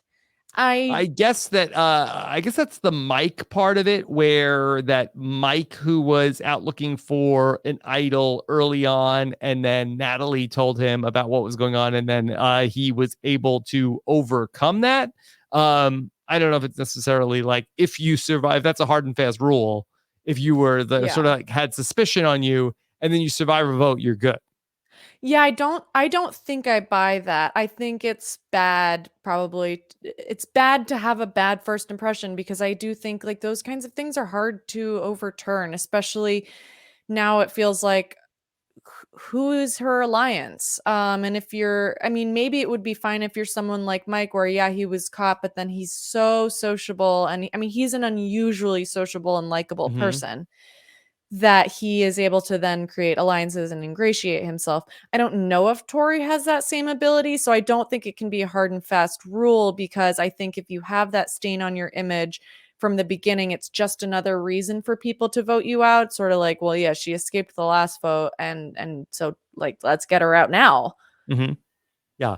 We haven't talked much about Tori. She had a little bit of a target on her because of going out and looking for the idol. I did think that she was pretty savvy in terms of talking to Drea, and then for her and Drea, sort of instead of like, okay, well, you said my name, well, you said my, and then they said, okay, well, let's work together. Yeah, that was a good level-headed conversation. And I don't know what to make of Tori because I think Fishback put it in a very funny way yesterday when he said it felt like she was gaslighting us as the audience because it Yeah. was like, well, I wasn't looking for an idol, I was getting food, why are they mad at me? And it's like, but you Right. just told us you were looking for an idol, like, Yeah. and she's like, little do they know, and it's like, but they do know a little, a lot. Mm-hmm. Mm-hmm. So I don't know what to make of her, but I was impressed by her ability to maneuver the vote off of her. Like I said, I think she was a little bit more, I don't know if it's persuasive or just her demeanor somehow was more convincing than Zach's. Like, I don't know. She seems like she's a good speaker. Mm-hmm. Yeah. She definitely is a student of this game and these types of games. She's played in Sequester season before. So, I mean, she came out ready to go. I did think it's funny that you said that she made a bad first impression, where she told us in her preseason interviews that she studied the science of making good first impressions. Ah, I see. Yeah, see, that's the perpetual conflict in Survivor. Is I think she probably did, and she probably did the checklist of like talk to others about their interests, talk about Harry Potter world, act interested, all the Wear things. blue because that is a Ooh, color that people like. it's a calming color. Be a very beautiful blonde woman. Like these are all Mm-hmm. things that do make people like you. Mm-hmm. And in Survivor, you're in sort of a weird upside down world where your game actions also contribute to your perception, where if you really were worried about first impressions, I probably would go look for tarot with a partner. Or I mean, if you're looking for the idol, then you run that risk. So you can't have both. You either have to make an amazing first impression, you're everyone's best friend, then also in Survivor that presents a double-edged sword, like we talked about with Marianne. You don't want to be too likable. Yeah. So I just think this goes back to your question about like, if you studied social psychology concepts, like would you be amazing at the game of Survivor? And it's like, I don't know, because Survivor is not the real world and people act really weird on Survivor, and you're acting weird, you're not acting like yourself. The context is just so different from how things work that you might think you're making a wonderful first impression, you're absolutely bombing it. So, Gabby, hypothetically, you're on a season of Survivor. At what point do you go and look for the idol, if at all?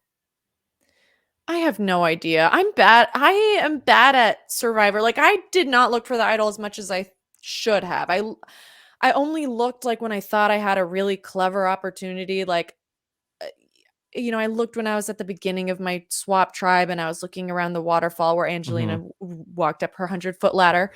I don't know what point you do. Do you do it on day one? I feel like, do you I wouldn't. I wouldn't. No. Do you find a buddy that you trust? Part of me does wonder, like, actually on day one, when I talked to Christian, I broached the topic of like, did you see any advantages in the like pile of wood that we won? Because he was sort of the one untying it. Like we had won tools and stuff. And I was like, did you see any clues? And that was so scary for me to do, because you kind of don't know who you can ask that kind of thing to. Like everyone acts oblivious to the idea that there are advantages or idols out there. So I wonder if it would benefit you to like have a very strong day one, day two alliance and just be like, let's just look for it together. Because when you're with two people, no one's thinking they're looking for an idol, but that's so risky. I genuinely don't know. I don't know. And then if you're Zach and you feel like you're going home, I mean, he should have just been spending all of his time looking for it. Yeah, that's a good point. Yeah, and who knows? Maybe he did. I mean, he was sure enough to know to play the shot in the dark. That would have been a good question to ask him. Yeah, I'm sure he looked for it. I mean, it's hard. I definitely looked for it, but people will get out there before you, and I don't know. I don't know the right answer. I never found an idol. Yeah. I know. I think I would probably just put all my time into making relationships, and I think I probably wouldn't even deal with the idol. You know what? I think I would too, because an idol is also such a stressful thing to have. And like people have won games without having idols. People who have had idols have gotten voted out. Like there's not really, I don't really know if we know of any correlation between like if you get an idol and then blah blah blah. Like it's a nice thing to have, but there are so many other things that you have to do in the game to position yourself well.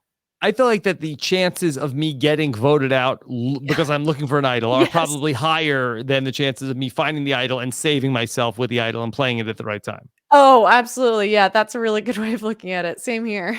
Yeah. Let me ask you about the shot in the dark. Edward Morris, the great Edward Morris, wants to know: would you have ever played your shot in the dark? I think it depends on the situation, right? I think Well, what Zach. about So you had a shot in the dark Oh, on my in season. David versus Goliath. Do you think that would there have been Ooh, a tribal council where you would have played it? no. Because you never Um, thought you were going home at any tribal council. yeah, the only tribal council I thought I was going home was the one where I was ending up going home, but I thought at that point, like, the writing's on the wall, so I have to like, at that point, I was worried about vote margins, where I was like, "Well, if this is going to work, then, like, I need to vote for Christian, otherwise, like, the numbers don't pan out." And I think that's generally the danger with Shot in the Dark is it's, like, weighing is and, Jeannie did this last year in different weighing, is my vote more powerful right now? So is the vote margin, like, do I think it's thin enough for me to use it? Or is the 1 in 6 chance of safety powerful enough? And yeah, I would not have used it on my season because I was Hmm. trying to do a thing that relied on vote margins. It's very different than like if it were an idol and it guaranteed safety. But I think, Zach demonstrated probably the best and maybe easiest use case to use it is when you think it's unanimous and the writing's on the wall Yeah. and you're like, I'm going to use it. Okay. Do you think we will see the shot in the dark played more in this season?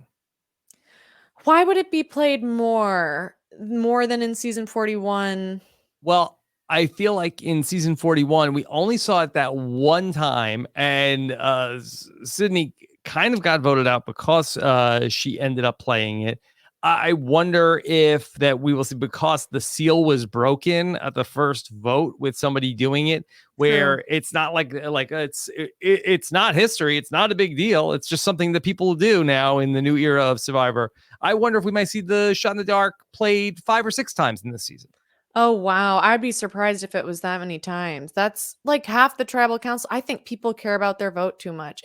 And people often don't think that they're going home, or they think Hmm. that they have an out, or they've been convinced in such a way that you need to vote for so and so and that'll save you. That if you didn't vote for that person, then you would feel like you've accidentally voted yourself out or something like that. Let's But make a bet. Let's make a bet on it. okay. Okay. How many All right. times do you think that the shot in the dark will be played this season? Maybe once more. Once more? I'll take the over. Yeah, okay, that's good. Because I will take 1.5 and under then. Okay. Because I All think right. it'll either be 0 or 1 more time. Okay. 2 more times. So what are the stakes for our bet? I don't know. What are the stakes? I don't know. Do you want a cameo from somebody? Definitely not. Okay. Not at all. That's a great answer. Why would I want that? Well, what would you like? What do you want? Oh my gosh. What yeah, what do you want? Because if you win, because we gotta. I don't know. Let me just so are Millie or Ollie on the table? My cats? Mm-hmm. You just told me you got No, a new puppy. I have but you could ask for my dog. I don't want to do that. I don't want to take away your puppy from your children and your like new home and your new puppy. Oh my gosh. Okay, I will take a shout out at the next Know It Alls, Okay. event. All right, fine. A shout out, just like we wish Gabby was here. Let's Yeah. toast to Gabby Pascuzzi, the winner of the bet. Yeah, but you have Tonight to was I the think you have last to- night you we have could to play let- the shot in the dark, and she was right. Oh shoot, yeah, you might not know okay. So I have a feeling that we'll be around that time if we have another live event. Okay, well, yeah, so I would like sort of an admission of wrongness and Yes. How about embarrassment. I would like you like to be very embarrassed and bashful and be very yes, sad that I you will. lost the bet. What if I write a notes app apology to you for Absolutely. Yes, okay. That's what I'll Okay, do. and I will do the same. Okay, Okay. notes app apology. Yes, so I'm sorry for my transgression. It won't happen again. Yes. That's fair. I think And I think we should practice doing that, because it seems that's what everybody at Mhm. some point in their It's good practice. public persona will have to do at some point. So Mhm. we should get ahead of it. Get out in front All right, so of doing that. 1.5 over and under. We got it. Okay. Michael Butler O'Rear Jr. asks, at what point in your season do you wish you had fake blood? Is there any, would there have been any utility for you? Any utility to the fake blood? Mm-hmm. Oh my gosh. Maybe like at the loved one's visit, I could have like strewn it over myself so that my mom was like, "Oh my god, what are they doing to you out here?" And Yes. like we would get a lot more time together because I really didn't Mhm. get to talk to her for that long. Or maybe I could just use it for some fun pranks. Like I could Mhm. like maybe act like I was eating someone's blood, or like Mhm. I don't know, maybe I could have used it to actually get us some more pairs of clothes, some more sets of clothes, Mhm. because they have so many sets of clothes. And I know this is like a corny thing for it to be a bitter alumni, to be like alumnus, to be back in my day, it was blah, blah, blah. No, as everyone knows or should know, my season was the first season to not have bathing suits. And so we were the guinea pigs and we did not have any other clothes. We did not have more than one pair of underwear. Mhm. We had one pair of underwear. And my season, we were so vocal. I remember at Ponderosa hanging out with some assistant producers that were done. They had wrapped their part of the show, and they were like, "So, how did the swimsuit thing go? What is your feedback?" And we were like, "More clothes. We need shorts for the challenges. We need more underwear. We need jackets." Were they receptive?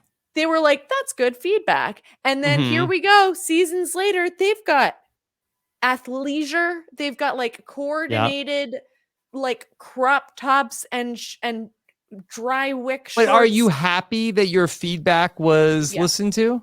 I am. I am so happy that we were the ones to enact change Mhm. and reverse the curse of Tyler Perry. We smashed the Mhm. hourglass. We got more clothing on Yes. Survivor. Yes. Less food, but more clothing. So, I'll be that grumpy alumni that's like, I am annoyed that they have more clothes, but I am happy for them. And I'm happy we don't have to see them in their disgusting underwear.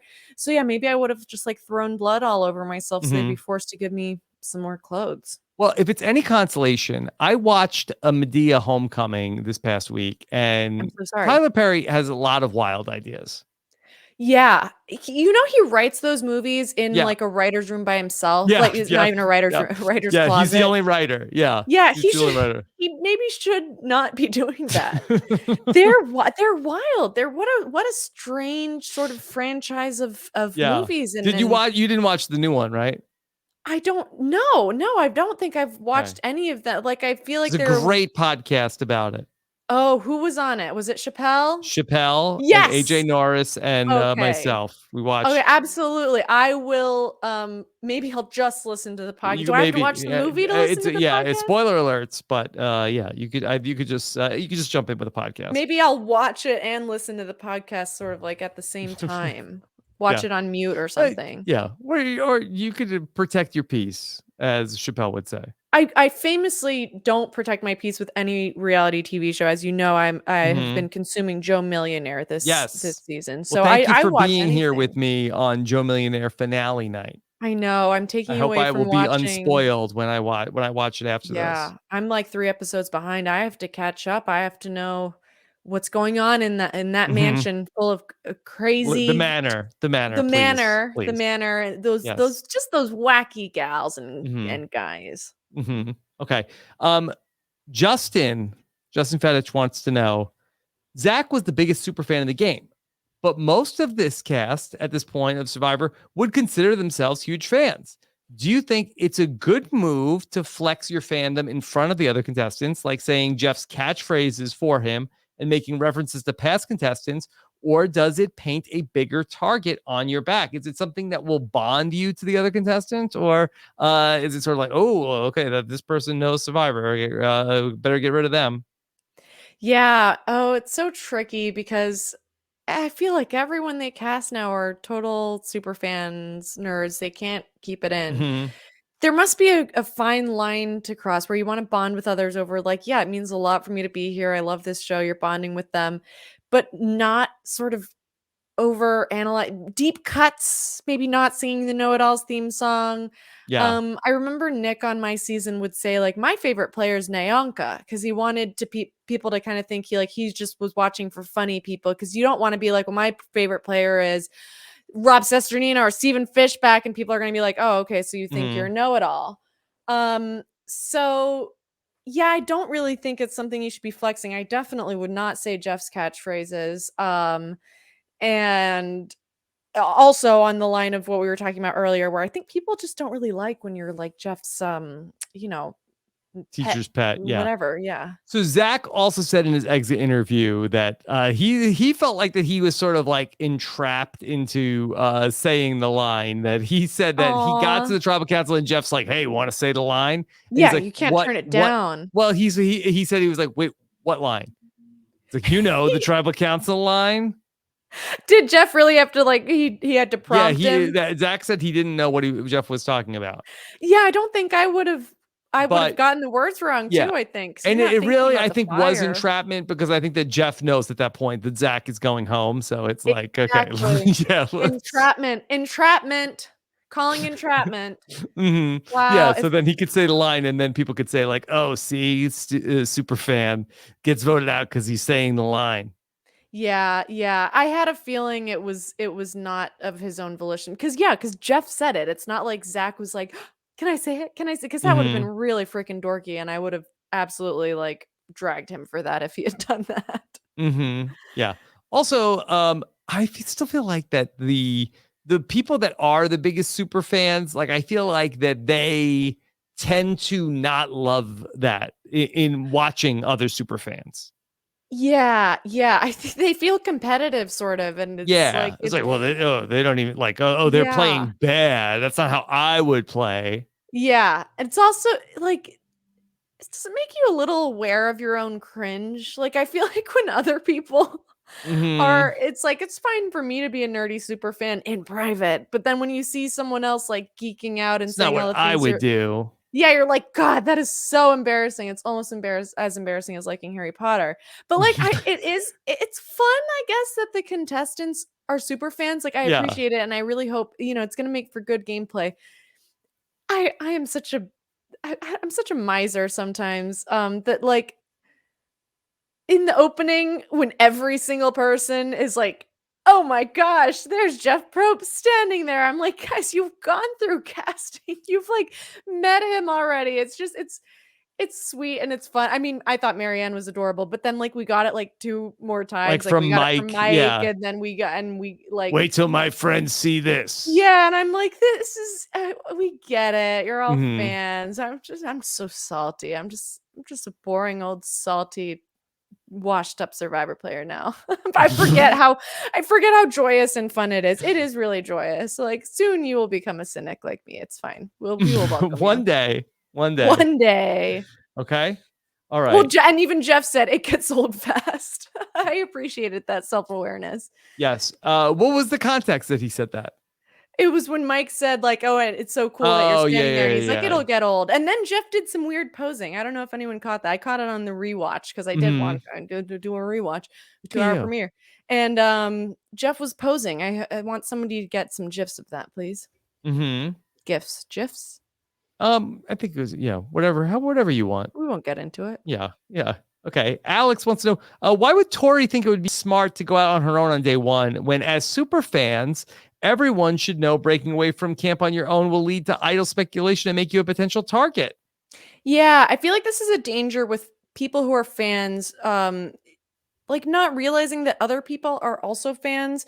So it's like, it seemed to me that she believed that her lie about the food would cover up enough for that, where she's like, they think I'm looking for food, but in reality, and she said, I know it looks bad to go off on your own. So then it begs the question, like, so do you think the other people are stupid? Like, do you think they're actually buying your lie about food? You have to really, I think that's the hard thing as a Survivor player. You have to really remember that other people are playing, and you're not playing with inanimate chess objects. Like, they are perceiving you, whether you want to be perceived or not. And yeah, it is a rookie mistake. Okay. Randy Newple wants to Randy know, Newple. who would you want to play with? ... In the In the sand. sand. Oh, amazing. Thank you so much for this question, Randy Newple. I want to play with all of them in the sand.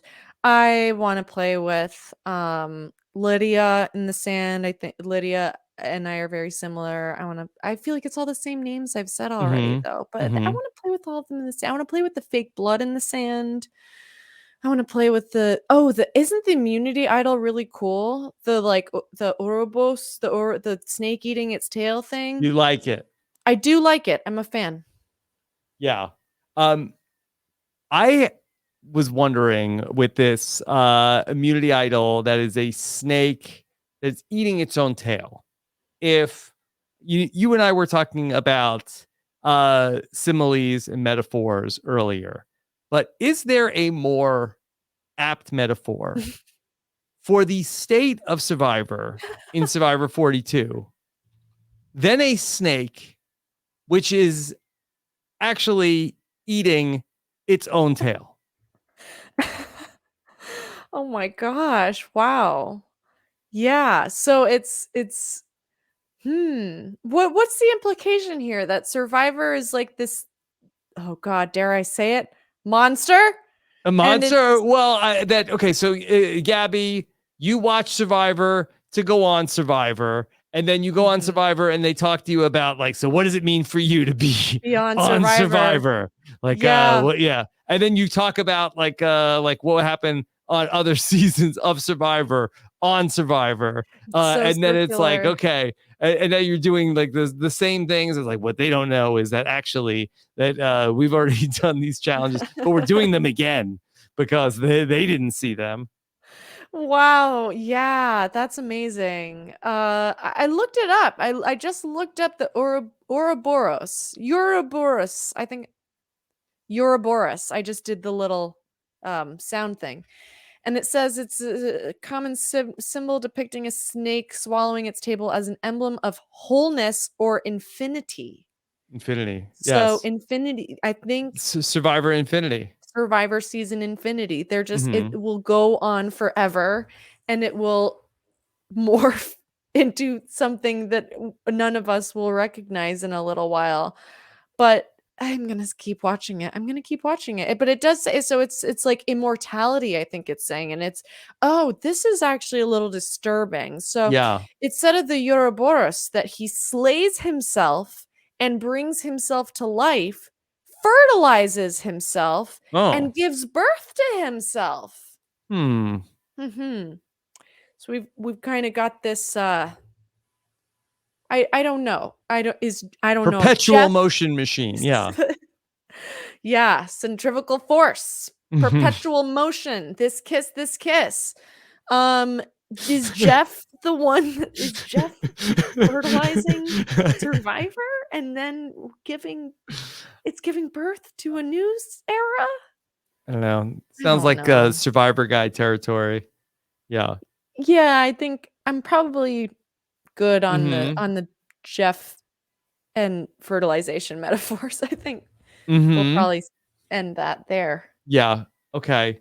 Um I do on that recommend the note, Wikipedia page, so it's yeah. actually not as good as the Survivor Wiki shout out, but it does it is you will learn a lot of things that I can't say on the podcast. Let me ask you this question from Jordan Chong. Have you ever been as happy about anything to the level that Marianne is happy to be on Survivor? Yes. Oh my gosh. I love that she wears her emotions on her sleeve. And honestly, we saw both. We saw her like huge contagious grin, and then we saw her like sobbing at Jackson. I love that. She's such an expressive person. Obviously, I'm a huge proponent for, not being ashamed of your emotions, including joy. And I'm so happy that she's sharing that joy with us.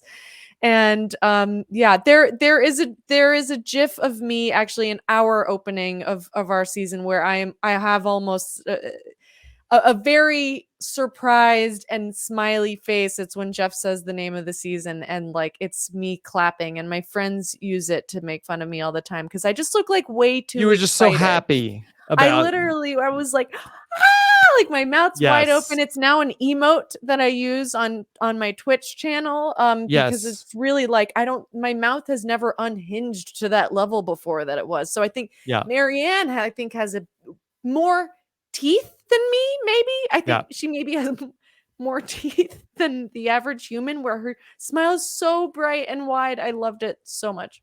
So, okay. Speaking of Marianne, are you aware of this, that in the preseason that Mike Bloom and I did a preview of all of the different players, and Mike got to ask them questions before they went into the game. And Marianne was asked, what is your favorite moment in Survivor history? Oh. Yes? I don't know what she said to that. And do you know what she said her favorite moment in Survivor history is? No.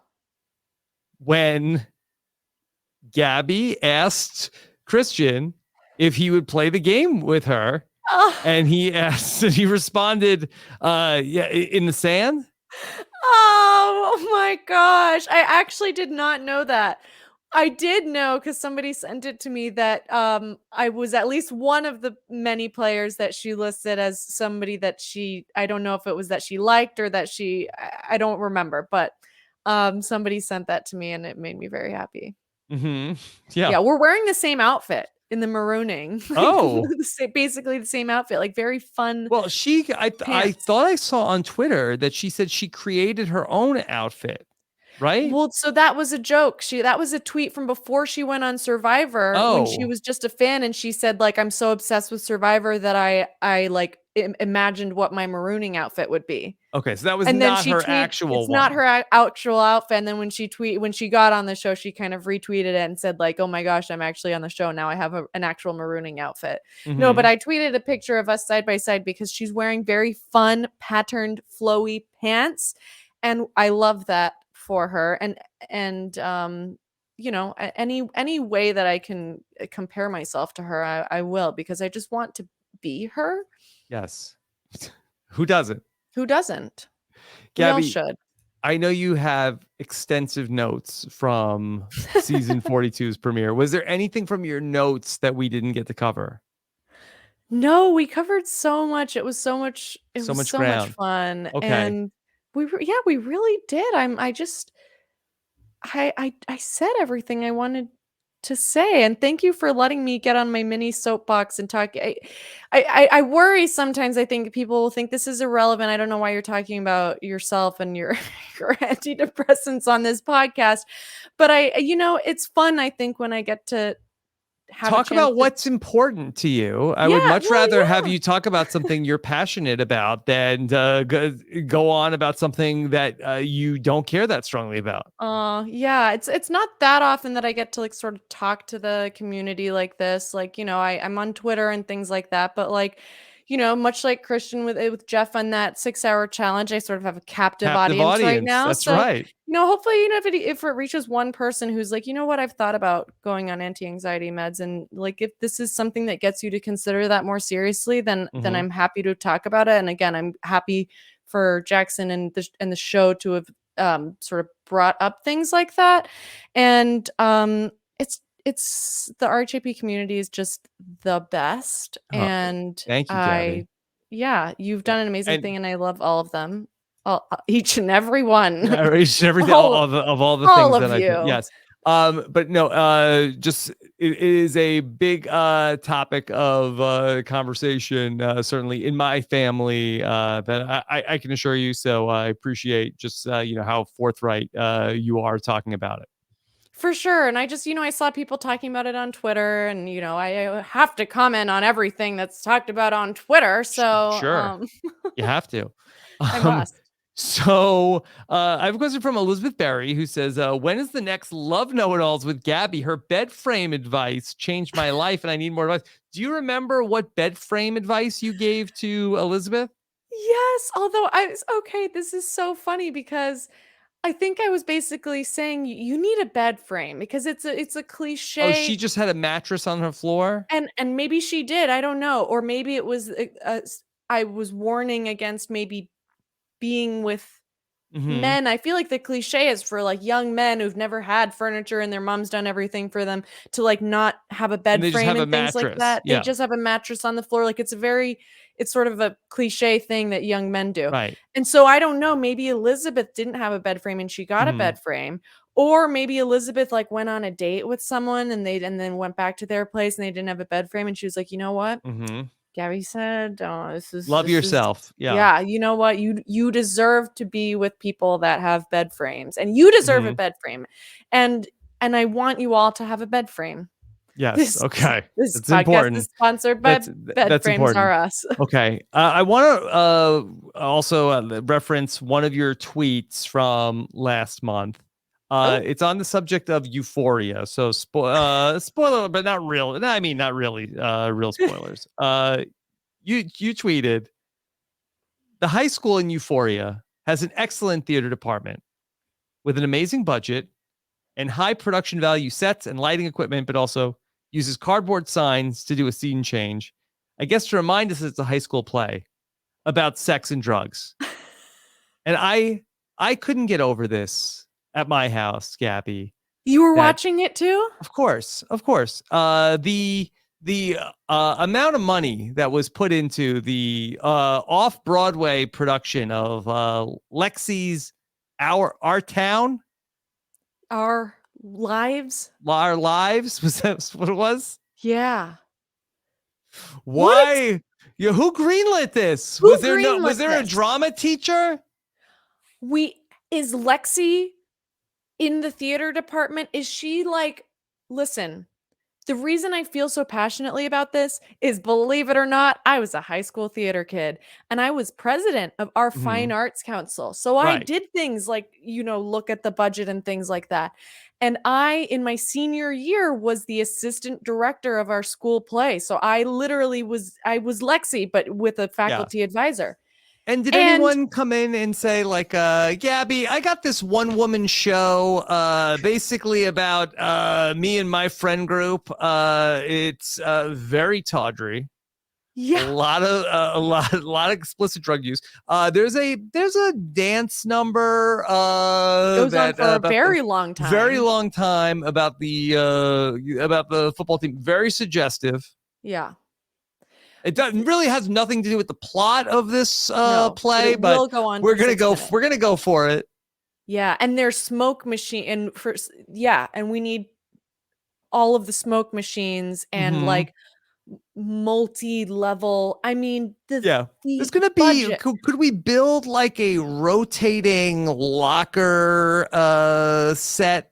Yeah. How did Lexi get this gig? Because this is what I'm saying. The reason I was able to assistant direct my senior year was because I was in all the theater classes and I was like, Mhm. you first you work at you have like smaller roles and smaller you work backstage and you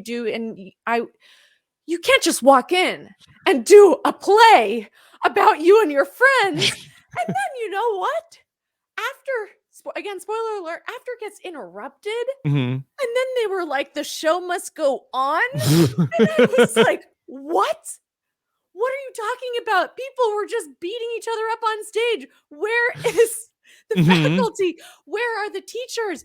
And it was just ridiculous. They had the most Mhm. expensive lighting. And then they would be like, they would run on stage with the cardboard thing and they would be like, the next day. And I was, Mhm. who is volunteering to, who are the actors that are like, oh, Yes. I'm acting as that kid in my algebra Yeah. class? Like, I'm acting as the most popular girl on the cheerleading squad, Yeah. and they're so beautiful and good looking, Who these built the actors. sets? Yeah. That's What? never true of theater, of actors. They are never good looking. You would never find that many men to do that scene in the lockers. There are never Mhm. that many men who want to do theater, and if they are not the 6 foot tall men with abs. Mhm. Trust me, I dated people in the theater department. They did not look like that. Mhm. Nobody looked like that. Where did they find these actors, and why were they fine with acting out a real life story of other people that went to their high school? It's wild. It's wild. Oh man, it really, they just, Mhm. I could do a whole podcast about Euphoria, but just about the About just theater about scene, Lexi's play. I hear just you. about the play. I hear you. Yeah, wow. Yeah, I got to look up do you do are there RHAP ups about It's a post Euphoria? show recap Post-show with recap, of course Grace it is. Leader Yeah. and Amon Adwin. Oh, It's a I'm going to have to go listen gangbusters. Yes. just to that episode about It was a big hit. play. Yeah. That's Yeah. wonderful. Of course, that's great. I love them. Multiple episodes about the play. Oh, I have to go listen to it because I Mhm. can't be the only one like so upset by this. It's Yeah. the play within a play, and the The play play within the within a play. movie, and it's not, you know what? Mhm. It's just the theater kids have something to say about it, and we want representation, but accuracy. Accurate. Yeah. And what happened to Oklahoma? They just decided not to do that play? Too boring. Did people get, where is the budget coming from? There's just so many questions. Yeah. I mean, look, that many questions need to be asked about Euphoria High School. Yeah. That probably the school play is not even in the top 100. I don't know. I think it's up there. It's very strange. Many questions. But I do appreciate that you dug back in my tweets to find to see what I had to say about Euphoria. It's a mutual interest to talk about Okay, I'm glad that Lexi's we play. could connect on that. Okay. Gabby, you mentioned you have a Twitch channel. Well, what are you streaming? I stream like puzzle and strategy games. So if you're a fan of Survivor and you like sort of the element of like deciphering clues and figuring out strategy of how to figure out puzzles, that is the kind of game that I like. And usually I find like a short, cute little game that has maybe beautiful art or like a really nice story, and you have to kind of unlock puzzles to progress the story. That sounds so nice. I saw that you did an escape room We did stream. that. I watched it. Yes. What'd you think? It was fun, but also frustrating because I can tell that not all of you are very frequent escape roomers. Right. Yeah, so it was super fun to watch, but there definitely were times where I was like, "No, that's not the answer." And by the way, if you ever watch my Twitch stream, you'll have the exact same experience because that's just what happens. There was a lot of button mashing going on when we did that. It was very fun and very funny. It was entertaining. Gabby, where can people keep up with you? So I'm on Twitter at Gabby Pascuzzi. Mhm. And if you want to look at my Twitch stream, it is twitch.tv/Gabscuzzi. Mhm. And that's pretty much it, because I do have an Instagram, but people may notice they have I've gone on private because I don't really use it anymore. It doesn't make sense for me to be on private because I have 20,000 followers. But it's, if you're sitting in my requests, I'm just sorry. It's too, if there was an accept all button, I would do it, but they don't have that button and I just don't want to go through it. So please don't take any offense, but I promise you are not missing out on anything. I don't post. I just keep my account open so I can see what other people are doing, but I don't even post anymore. Well, Gabby, this was wonderful to get to catch up tonight. That I thought you were so on point. Oh, thank you. Your camera and your audio were pristine. It took no effort at all. It worked immediately out of the box. It was worth it. I hope we do this more often.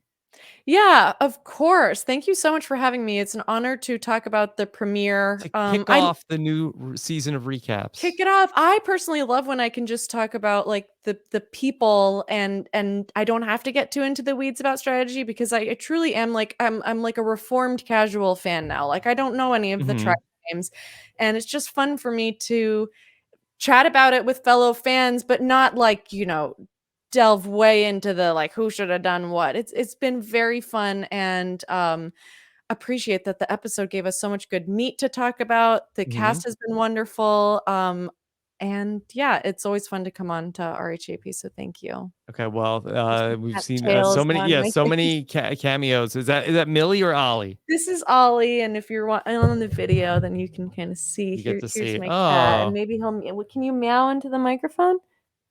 No, but if you watch the video, you'll see my lovely cat. and I post about them on Twitter because this is my only interest anymore. Yeah. Okay. Well, from here, we have some more great podcasts coming your way this weekend because we still have our Survivor feedback show. Chappelle is going to join us. We're going to have a lot of fun going through all of your voicemails. robhasawebsite.com/feedback. We'll listen to a bunch of sound clips from the episode, and then we'll get into the Survivor social media. And I'm sure we have some good ones from this week. And then we have a brand new show for the patrons of Rob the Podcast. Gabby, I'm opening up the Survivor Academy. Oh, I heard. How cool. It's like Hogwarts, but No. for Survivor.